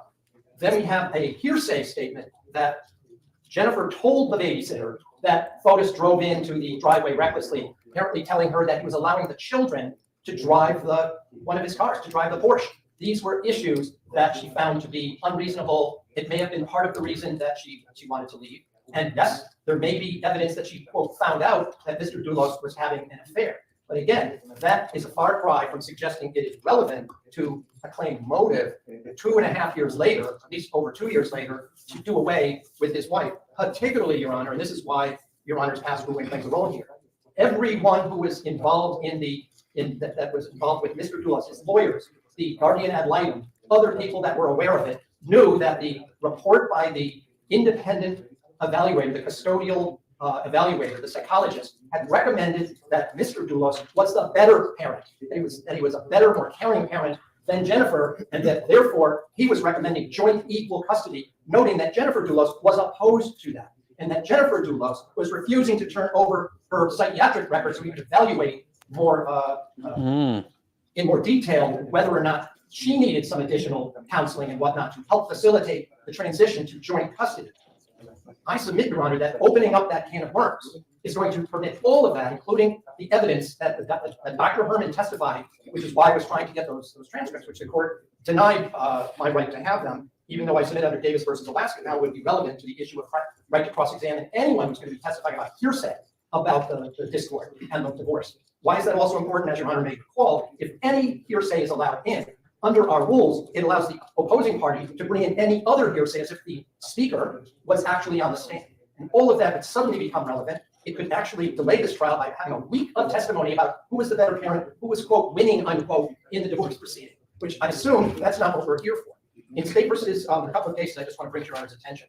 In State versus Espinal, for example, there was some evidence about the marriage being discord, but in that case, there was actual violence, and it was relevant because it showed the current state of fear of the spouse when she disappeared. This is something, again, that goes back years, and there is no evidence, none of recent discord. In fact, Your Honor will hear at this trial that there was a party 2 days before at the New Canaan house. I don't know if Your Honor is even aware that this occurred, but there was a party at the house where Mr. Dulos was present, the children were there, the independent evaluator was present as well. And there was a sharing of food between Jennifer and her still husband at that time. So that's going to come in no matter what, that comes in. But to suggest that the babysitter should be allowed to say, well, they were arguing, they were screaming, whether or not he had one point while they were still married, threatened to take the children to Greece. That has nothing to do with what's going on at the time, where an evaluator, within 3 to 4 weeks of the disappearance, had concluded in an 80-page report, which I'll note I have, that says that Mr. Dulos would be the better parent for these children, but he was recommending equal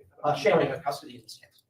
There's also the case, Your Honor, State versus Reynolds, where even though the court allowed in a narrow amount of evidence regarding a claim of seeking a restraining order that never was filed, it was on the application of itself. So none of the affidavit, none of the specifics of it, and the court was required to give a very, very specific cautionary instruction that could not be considered for the truth of the matter. But as I hear what Mr. McGinnis is saying, he wants this all to be about a claimed motive that he was yelling at. There was argument going on a few years before, not in the interim. It's not like it was ongoing.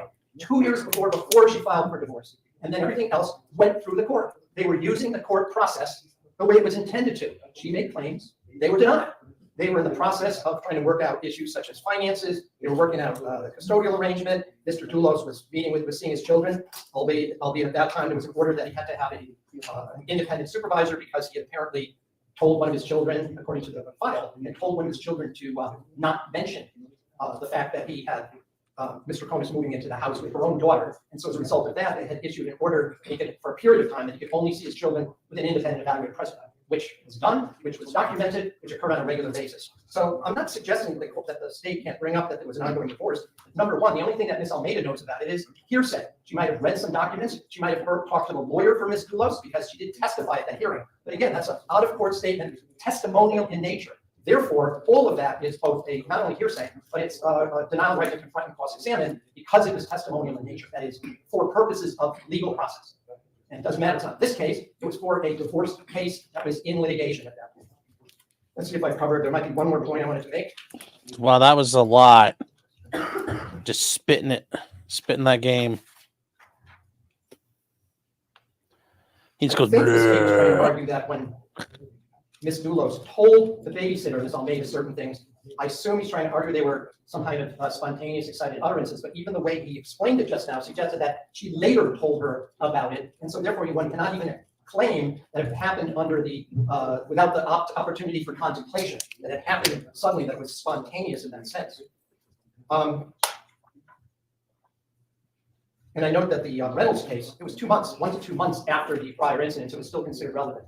This is years later, and it did not involve any violence. Finally, and I should mention this, there was a suggestion in one of the documents, I think by Miss Almeida, that Jennifer told her that Mr. Dulos at one point had purchased a firearm.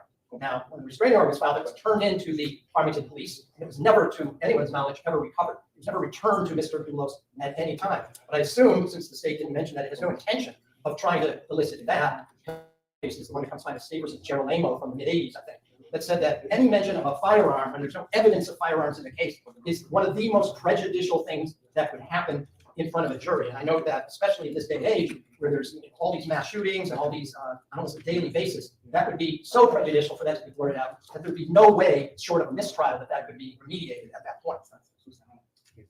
Finally, there's no such thing as transferred motive. So even if this arguably, to a minimal extent, and with a very truncated offer of proof, was admissible against Mr. Dulos, there's transferred intent is if I throw a rock and I'm trying to hit victim A and it misses and hits victim B, there's a transferred intent in the actor to the second victim. It's not reciprocal, however, and it doesn't go to another person who's standing to the side. It's just not relevant, and it certainly can't be used because it would even predate the allegation of a conspiracy or anything of that nature, and therefore there's no way to attribute that knowledge and those specific incidents to Ms. Troconis under any circumstances anyway.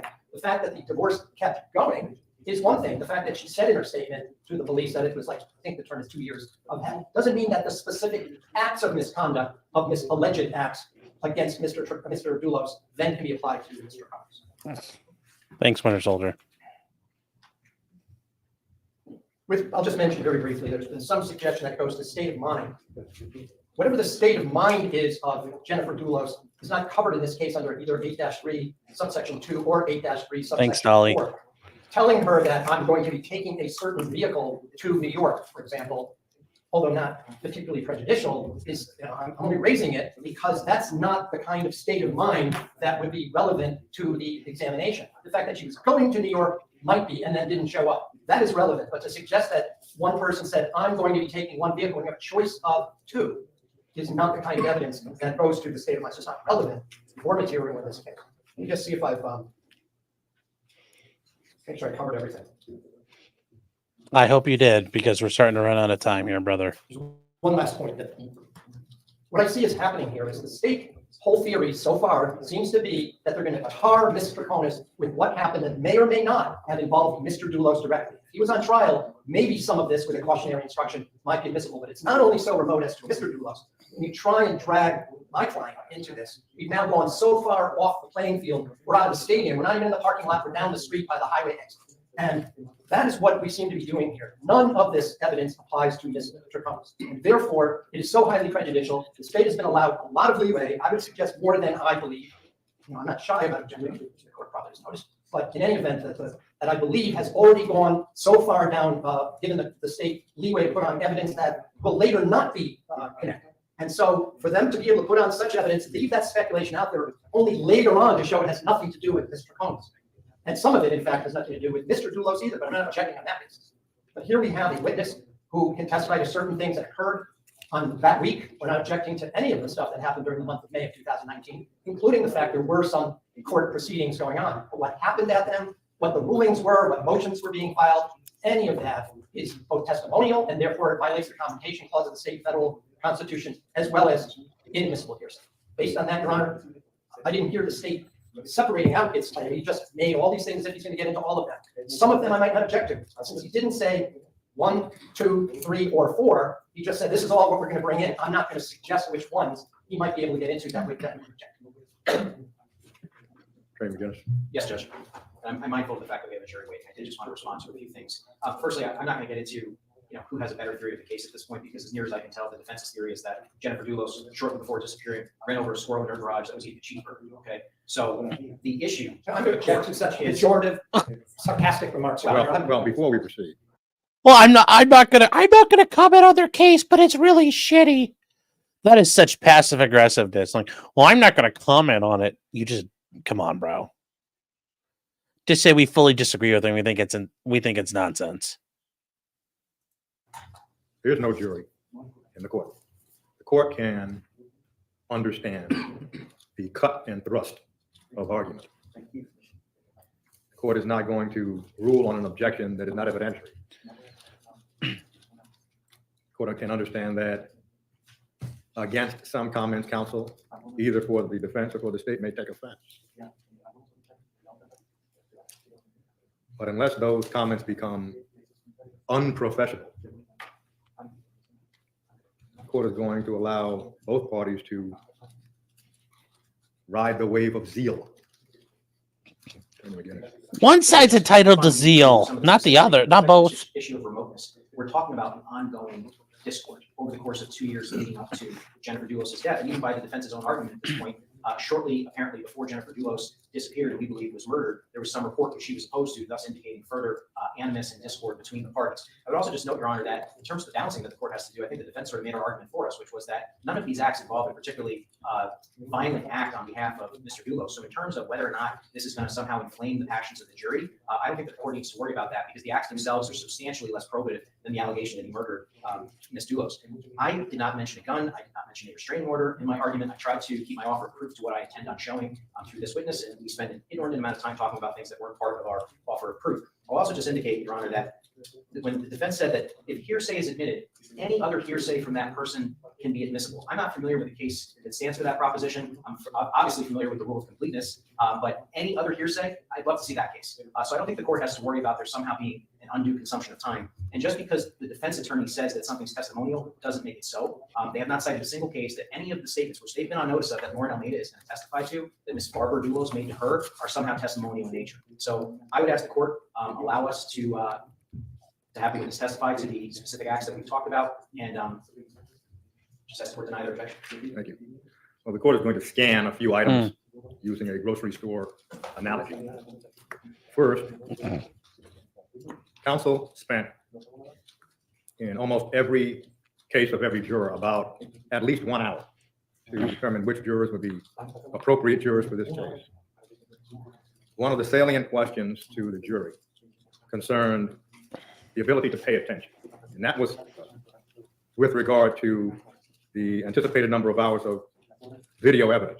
Well, the court is going to credit the jury with being able to pay attention beyond many hours of video evidence. So the fact that some evidence may hang for a while before being picked up is not a reason for this court to believe that this jury cannot tie up evidence when it is time for them to deliberate.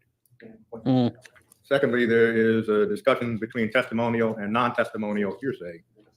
So the court has to hearken to Crawford v. Washington. If the testimony is if the evidence is non-testimonial, then the rules of evidence would apply. Don't apply.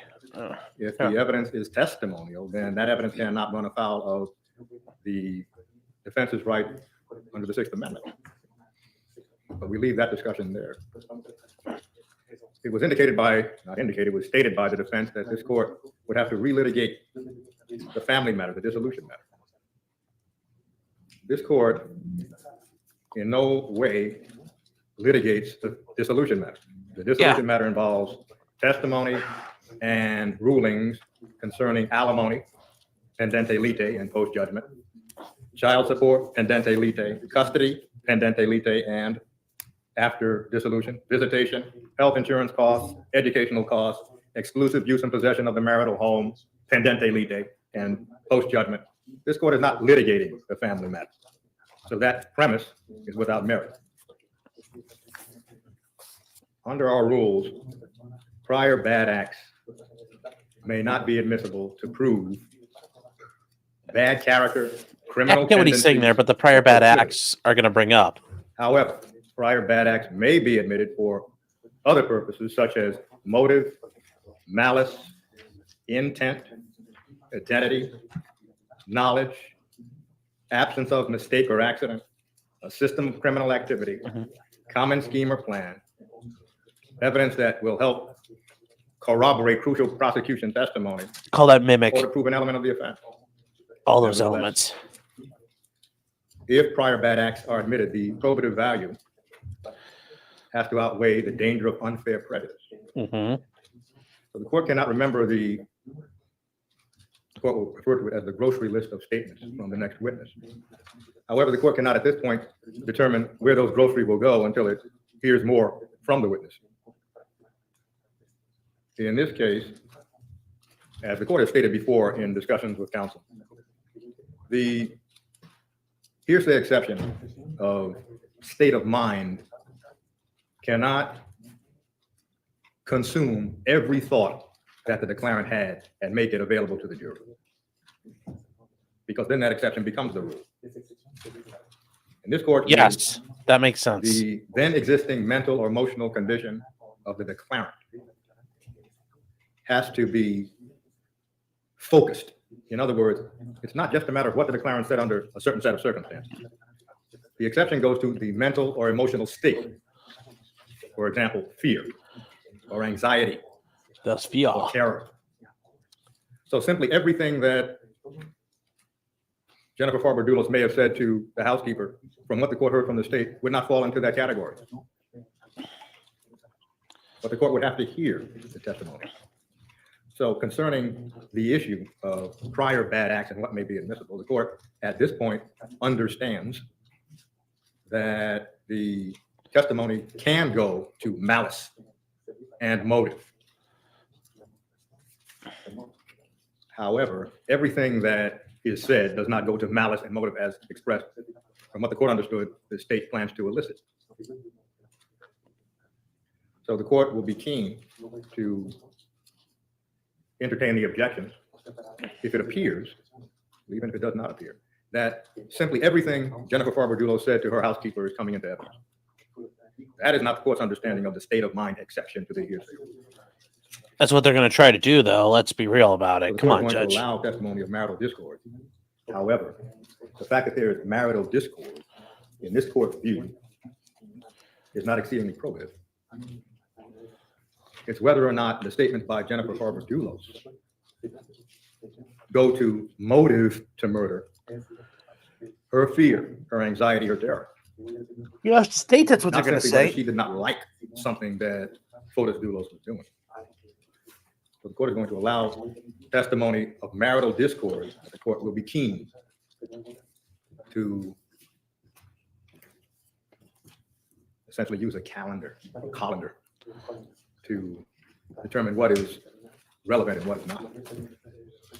Do we need to take, the Porter factors, and the discussion of Porter is going to take up too much time right now. The jury is out. However, the state's witness is probably not going to be done today. We still have a half hour. So what the court would prefer to do is take up the next witness tomorrow morning, take up the Porter arguments. That's fine with the state judge. I'll just note that what we're probably going to do then is not ask the representative from the laboratory to come tomorrow. Depending on the court's ruling, we'd ask that she come on Thursday. Well, what's the lineup for tomorrow is probably going to be Ms. Almeida, correct? Correct. And after Ms. Almeida. We have Detective Tom Patton. But I don't anticipate his testimony is going to be terribly long. But Ms. Almeida may take a substantial portion of the day. Thank you. So we'll start now with Ms. Almeida. A quick question, Your Honor. If the court is going to allow some of the discourse, testimony, will the court give a cautionary instruction to the jury about the limited nature of that testimony, and specifically in light of the fact that it's only relevant to maybe the allegation involving Mr. Dulos, but is even one step further removed from Mr. Oh, screw doing that. Attack it now. Consider limiting instruction after both the state and the defense have had the opportunity to cross-examine. and examine Well, the yeah. witness. I hate, though, they're going to make it come out to decide on it. So, all right, well, here we go.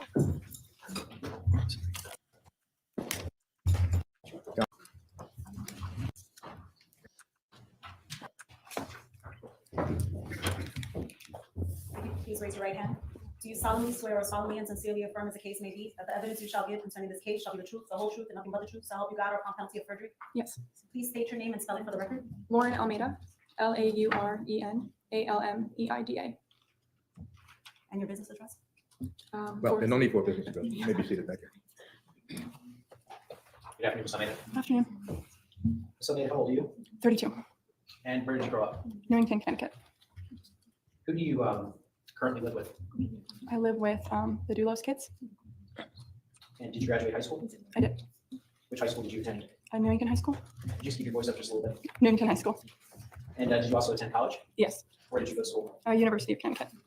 And what did you study at the University of Connecticut? Psychology. Did you graduate? Yes. What year did you graduate? 2013. And you mentioned that you currently live with the Dulos children. Mhm. Did you know someone by the name of Jennifer Dulos? Yes. When was the last time you saw or spoke to Jennifer Dulos? May 24, 2019. And did you know someone by the name of Fotis Dulos? Yes. How did you know Jennifer and Fotis Dulos? I nannied for them starting in September of 2012. Were Jennifer and Fotis Dulos married? Yes. When you met them in September of 2012, where were they living? 4 Jefferson Crossing in Farmington, Where was Mr. Dulos originally from? Greece. Did he speak English? Yeah. Did he speak with an accent? Yeah. Where was Jennifer Dulos originally from? New York. When you mentioned the Dulos children, how many children did the Dulos family have? 5. And what are the children's names? I have Petros, Theodore, Christian, Constantine, and Noel. And could you give the jury their age ranges currently? Yes. Currently, Petros and Theodore are 17, Christian and Constantine are 15, and Noel is 13.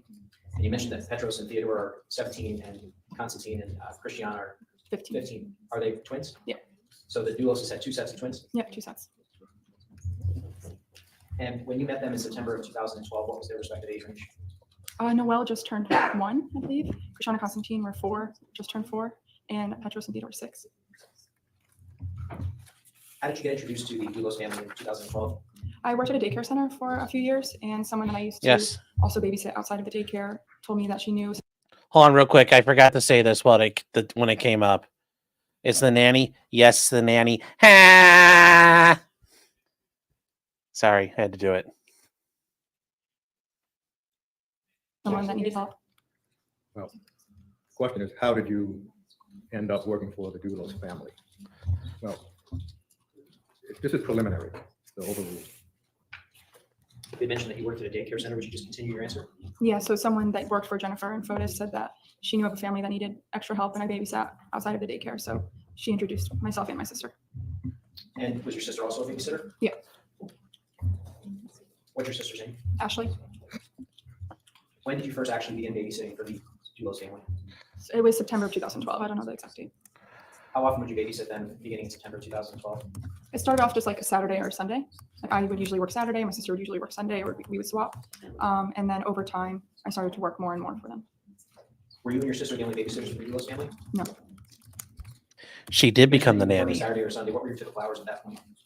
It varied, but usually like early morning, like 6 a.m. sometimes, because Noah would wake up early, and I wouldn't leave until like sometimes 9 or 10. Were you still attending school when you first began babysitting for the Dulos family? Yeah, I was in my final year. What types of activities would you do with the children while you were babysitting with them? We did a lot of puzzles, magnet tiles, and games. Board games was a lot. They like to play pretend and dress up. They also water skied, so we would spend a lot of time doing that. And would you actually go water ski with them? Yeah. What did Mr. Dulos do for work when you first met the family? He owned his construction business, What was the name of the company? Ford Group. And you mentioned that it was a construction company. What type of construction? He was building luxury homes. Where was the office for Ford Group located? It was in 4 Jefferson Crossing. It's in their home.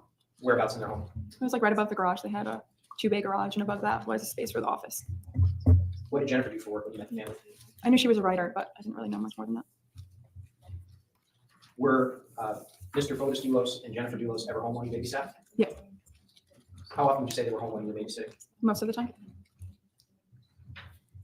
How would you describe the dynamic of the Dulos marriage when you met them in 2012? I mean, I tried not to judge, but he was gone a lot, but I just figured that was just kind of what it was in their house. But overall, when I first started working for them, they seemed to get along just fine. And how did they act towards one another? In the beginning, they were nice towards each other.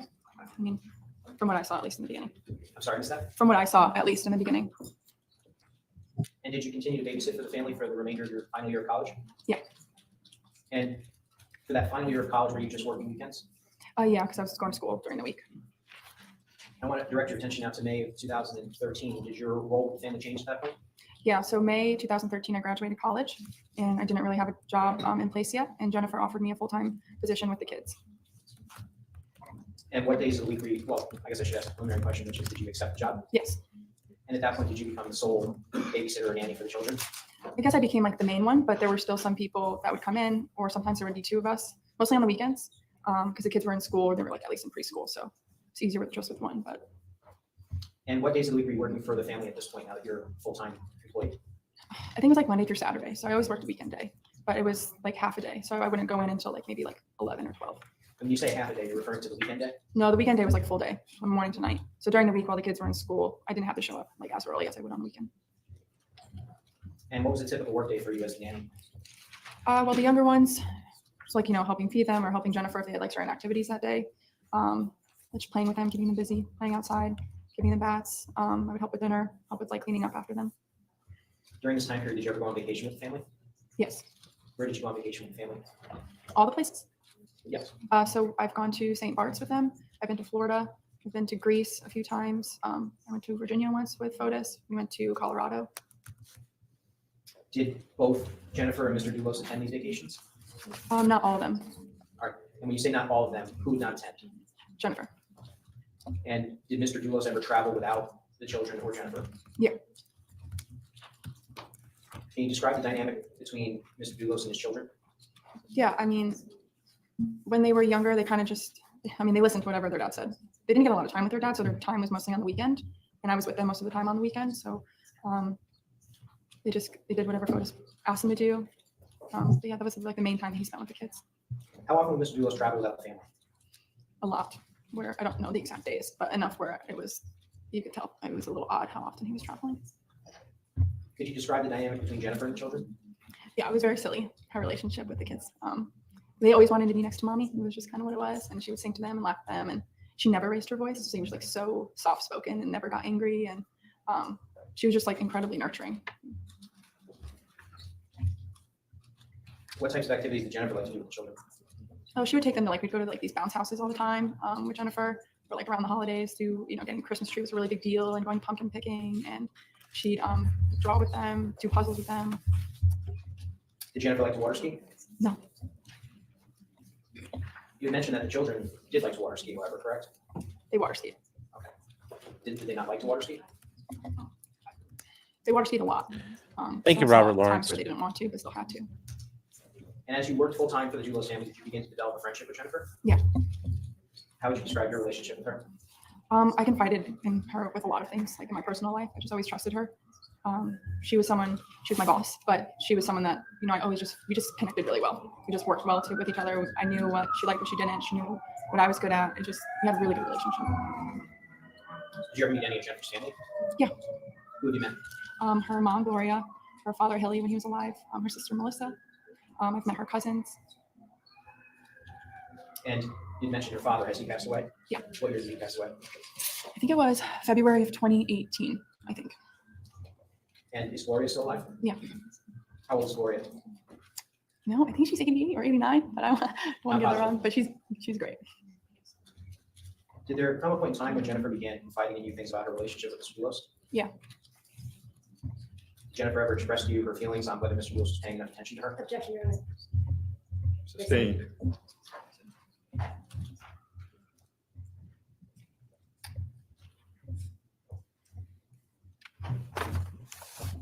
Did Jennifer ever express to you a desire to avoid arguing with Mr. Dulos? Objection, Your Honor. Overruled. Yeah. Would you tell the jury what she said? She just felt like arguing with Fotis, like he was harsh and she didn't like conflict. So she could never really express how she really felt because it kind of got looked over. Now, I want to direct your attention to September of 2013. Mhm. Did you begin working at Ford Group? Yeah. Did Mr. Dulos, by the way, did he own Ford Group for the entire time that you babysat and nanny for the family? From what I knew, yeah. How did you come to begin working for Ford Group? So I was working full time for the family from May of 2013 that year. And like I said, I still didn't have a full-time job, the nannying was. And so he just asked if I was interested in coming into Ford Group and, having this opportunity. So I just decided to take it. And were you working full-time for Ford Group after you took the job? No, it was like half Ford Group and half being a nanny. What type of hours were you working for Ford Group? So usually I'd go in at 8:30, 9 o'clock in Ford Group. And then depending on the kids' schedule, I would have to leave around 1 or 2.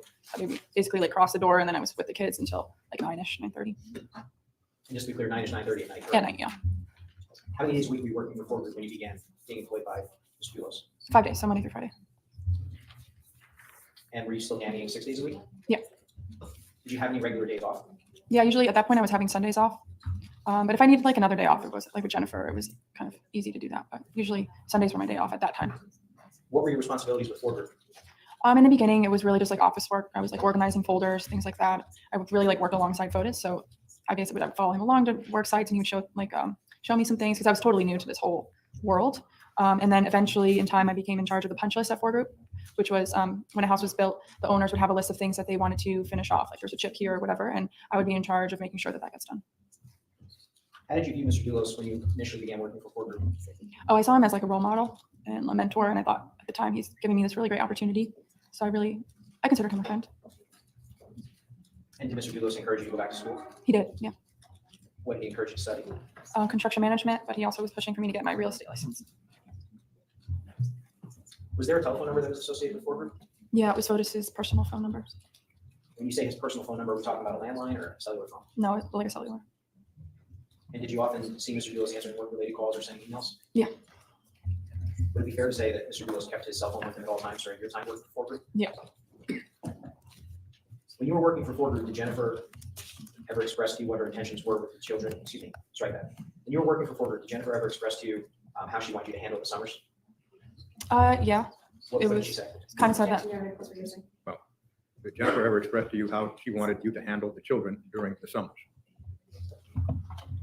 That's a The question is, did she express to you how she wanted you to handle the children overruled? yeah. It's got to. That's a fair Um, one. It's got to Yeah, come it would in. be because the kids wouldn't be in school, so I would be with the kids full time. I buy And that how many one. employees did Ford Group have when you began working for them? Not a lot. It was very small. 4 groups better than 3 When groups. you say handful, can you just be a little bit more specific for the members? Yes, I would just have to count. I would say like 5 or 6, maybe. Was Pavel Luminiani one of the employees? Yep. What was his role? Actually, before I ask that, when did he begin working for Ford Group to your knowledge? Oh, to my knowledge, I don't know. He was there when I started, even just babysitting before I ever even worked for Ford Group, but I don't know when he started. But Okay. he knew the family for a while. That's all I knew. So by the time you began working for Ford Group, he was already working for the Ford Group, is that correct? Yes. And what was his role in the company? He was a project manager. He kind of did everything, to be honest. Did Jennifer know Mr. Gumiani as well? Yep. Would he assist her around the house? Yeah. How would he assist her around the house?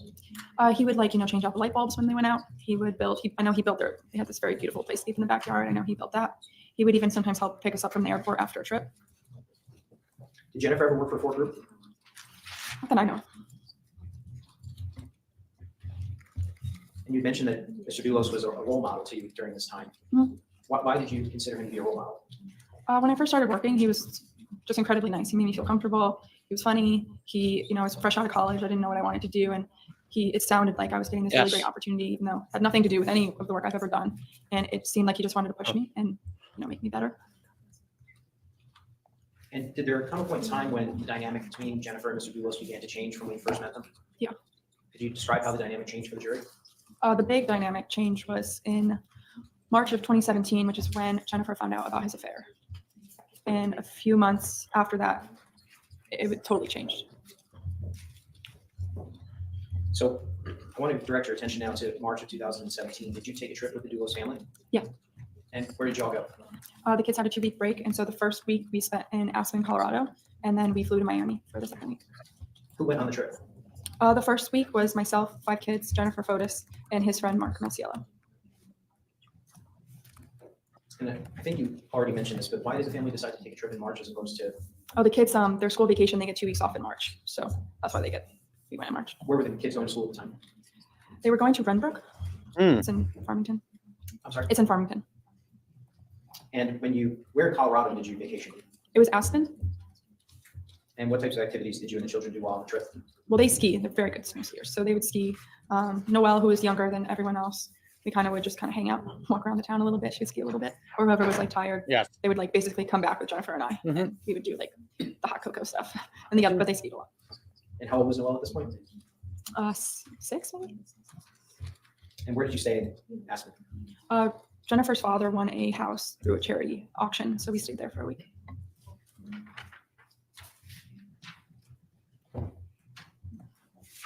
And did there come a point in time during the trip where Mr. Dulos told the group he had taken the children to an adult club?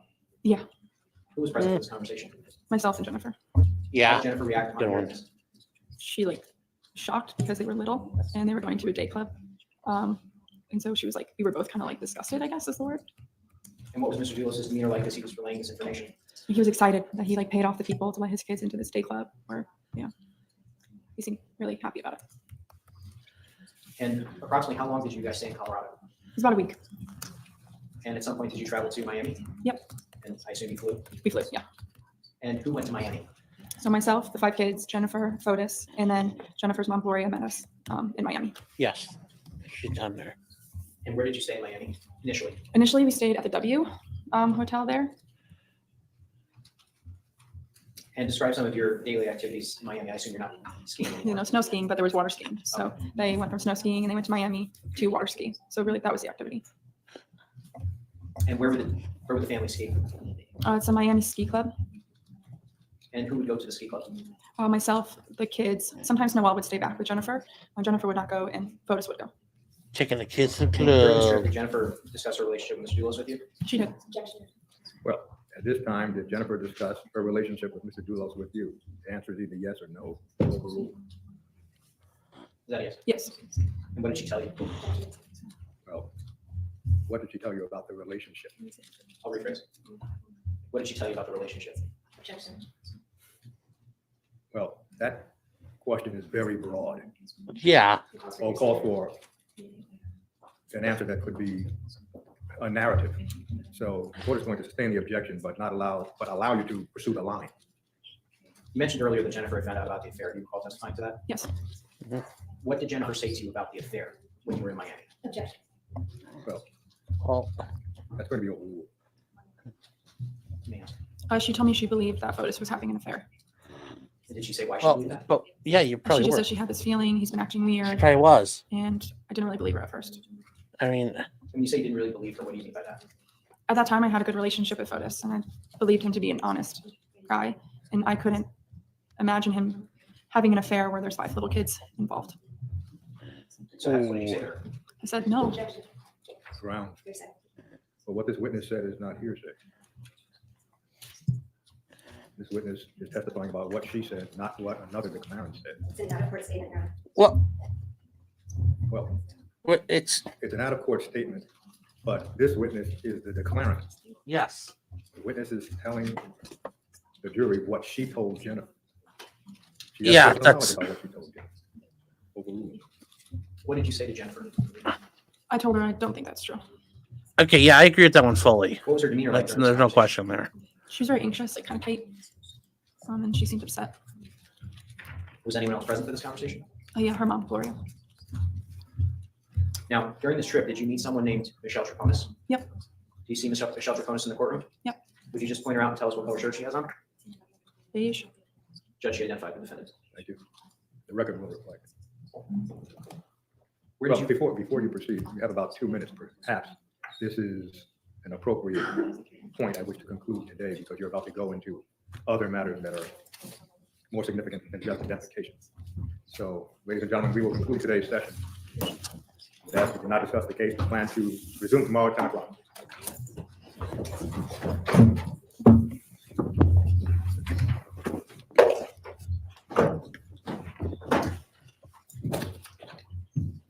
All right. This honorable Superior Court now stands adjourned until tomorrow at 10.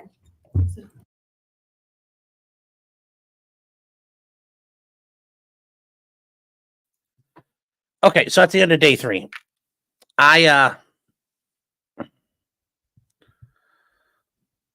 so yeah, that was very interesting. I don't think the judge was wrong with his overruling the objections there. I mean, it's pretty good. I don't like the 404B stuff, but I've always hated that. So, and most defense attorneys hate that crap. So, yeah, this is the nanny. Apparently, it gets really good tomorrow. We really get into it, and apparently there is some. Apparently, there's going to be some fireworks tomorrow. For day 4. Now, I will say well, it depends on how things go for court. I got a 9 o'clock hearing tomorrow morning, and I got to go out to it. And I got some stuff I got to do in the morning It depends. If it snows and I can't go, then I won't go. But if I am doing it, we'll probably start up tomorrow. I mean, what is it like? Hold on here. What's tomorrow looking like? How long is day 4? Because as a hot coffee chat says, day 4 is pretty good.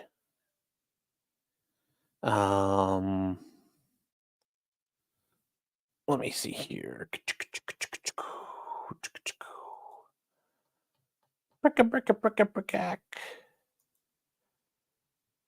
like that freestyle rap for you guys. All right, day 4 is, and this is actually surprising. You know, some courtrooms it's a slog. These are manageable bites of trials.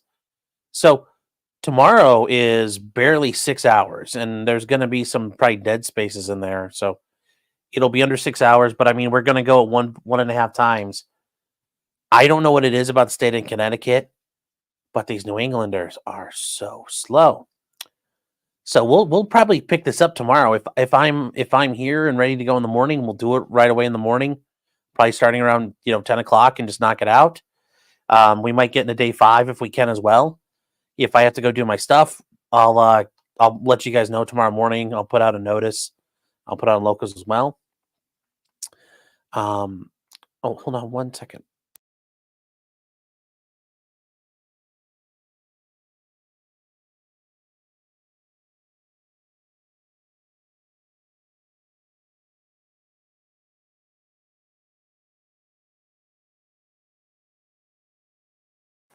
Sorry about that, guys.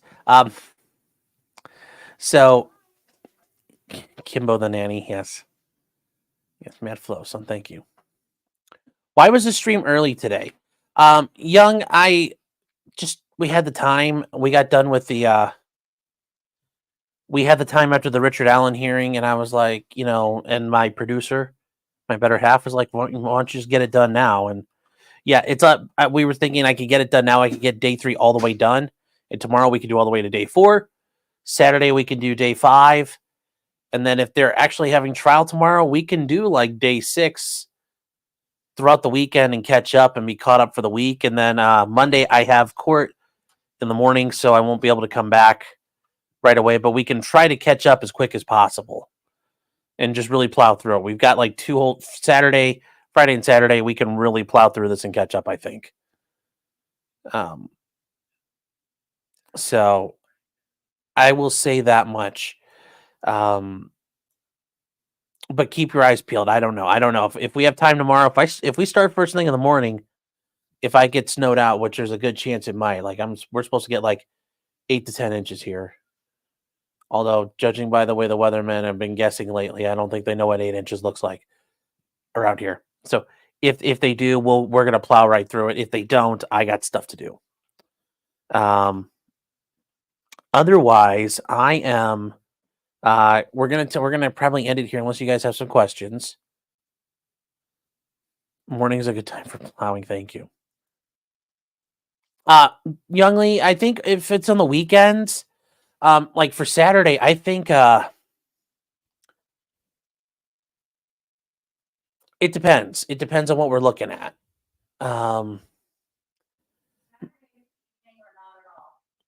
Yeah, Saturdays are probably going to be in the evening. Well, actually, hold on one second.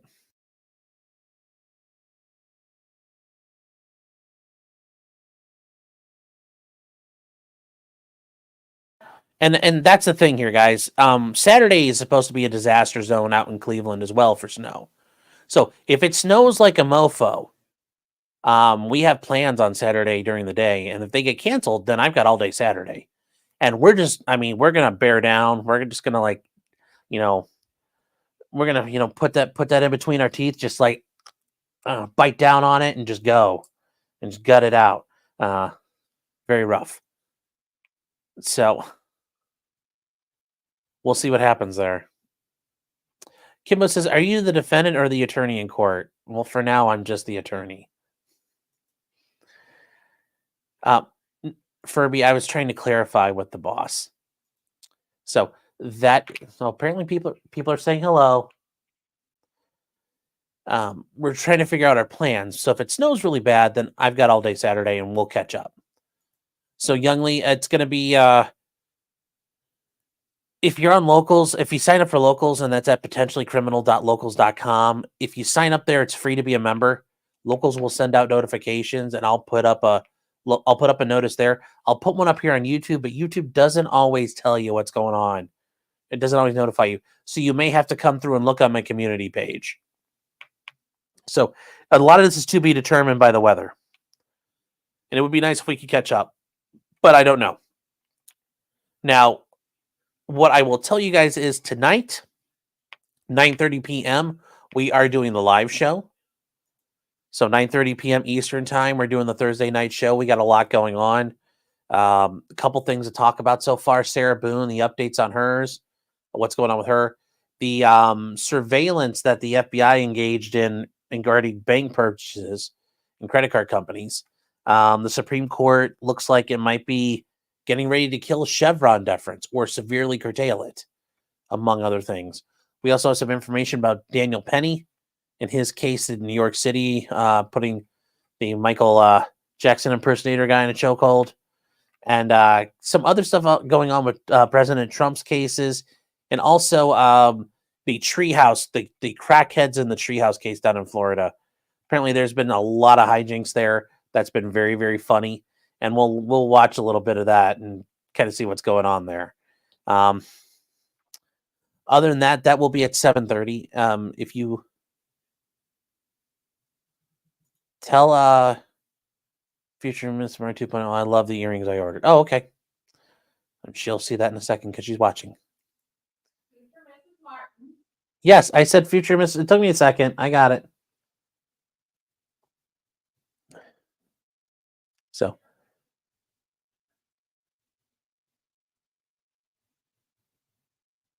The Donna arrest you talking about, Donna Adelson.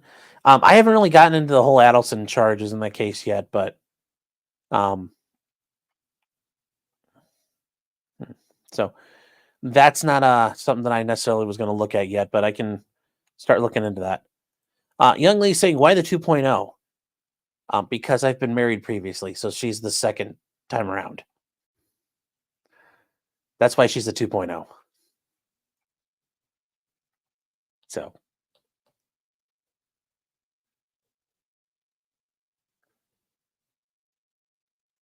Sweet Tooth saying a double header. Let's actually a quadruple header because we did, or triple header because we did the Richard Allen earlier. Also, there are new updates in Richard Allen. I forgot to mention that. Holy cow. Apparently, while we were in the middle of the hearing, the prosecutor dropped a bomb. And it makes you wonder what the hell's going on with this case. So there's been some changes in Richard Allen we're going to have to get to, which are high on the what the fuck meter. So I should color future Mrs. Martin the last. Well, yeah, but if I color it like that, that makes it sound like she was the last one, like in a race. And it's like, if you ain't first, you last. It's just, the final. Maybe that'll be the final version on that instead.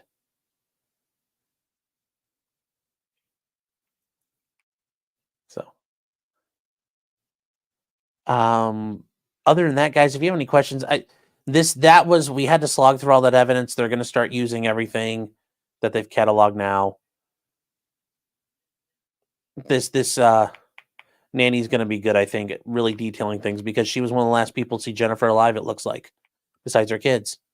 So, guys, we will do the live show 9:30 tonight. And hold on here, we'll create a banner.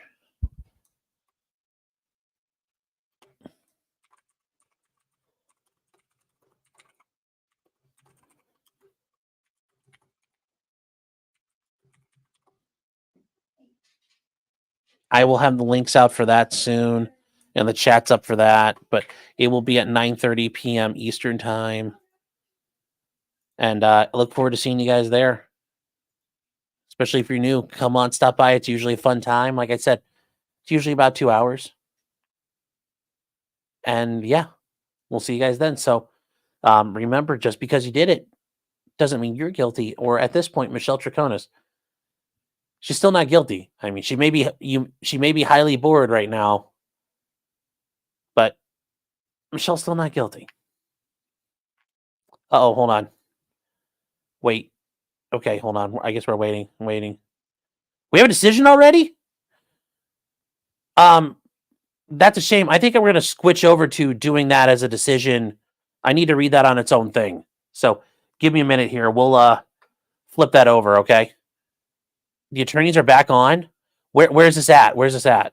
They're back. Oh, goddamn, yes. Oh! Nice. Well, we'll cover, you know what? I think we'll cover Richard Allen. We'll cover that decision tonight. Do the thing. The attorneys are back on Richard Allen's case. The Supreme Court of Indiana just told Judge Gall to oh, it's non-unanimous. Ooh. Immediately, these guys need to be filing a, if I were them, motion to recuse right now. Just pop.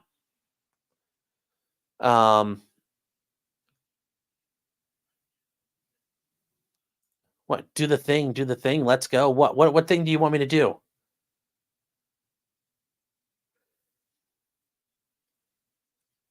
You know what? We're going to do a breaking. We'll do a breaking news. We're going to end this. I'm going to start a new one. Give me 2 seconds.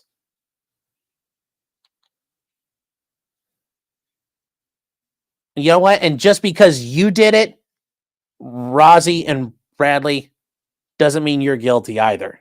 Judge Gull, I don't know about you, girl. But yeah, that's a shame. Do you know if you can get a hold of that opinion somehow? Because I'll do it. I'll go live. I'm going to do it.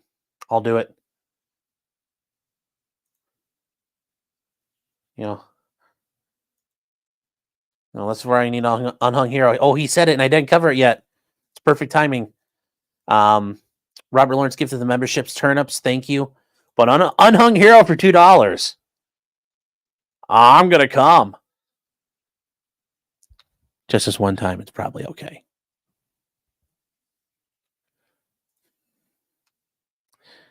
Yeah, we'll play now. Well, can you dump us into your other stream? I don't know. Hold on here. Let's see if we can do this. We'll see if we can do this. Live stream. See if I can break StreamYard.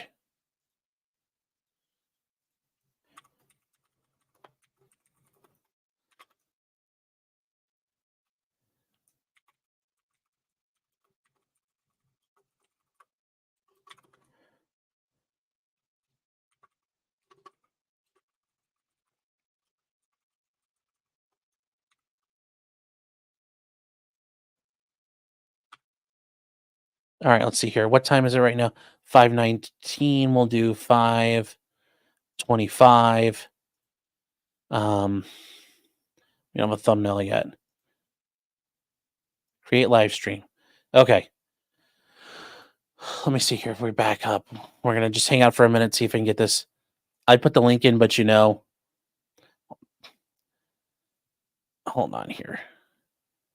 You are live. I know, but we're going to go over. We got to go over. I got to redirect everything, guys. Hold on here. We're doing live TV here. We're doing live TV. Breaking. I mean, that's how we're going to do this. And we'll cover it tonight, too. That's how we do. Fancy like, ooh.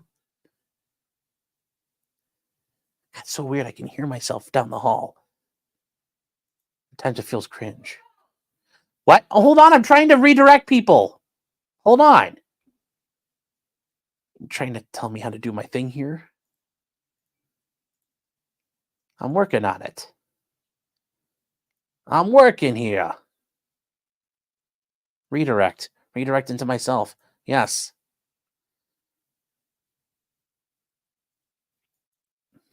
All right, here we go. Okay, it's been redirected.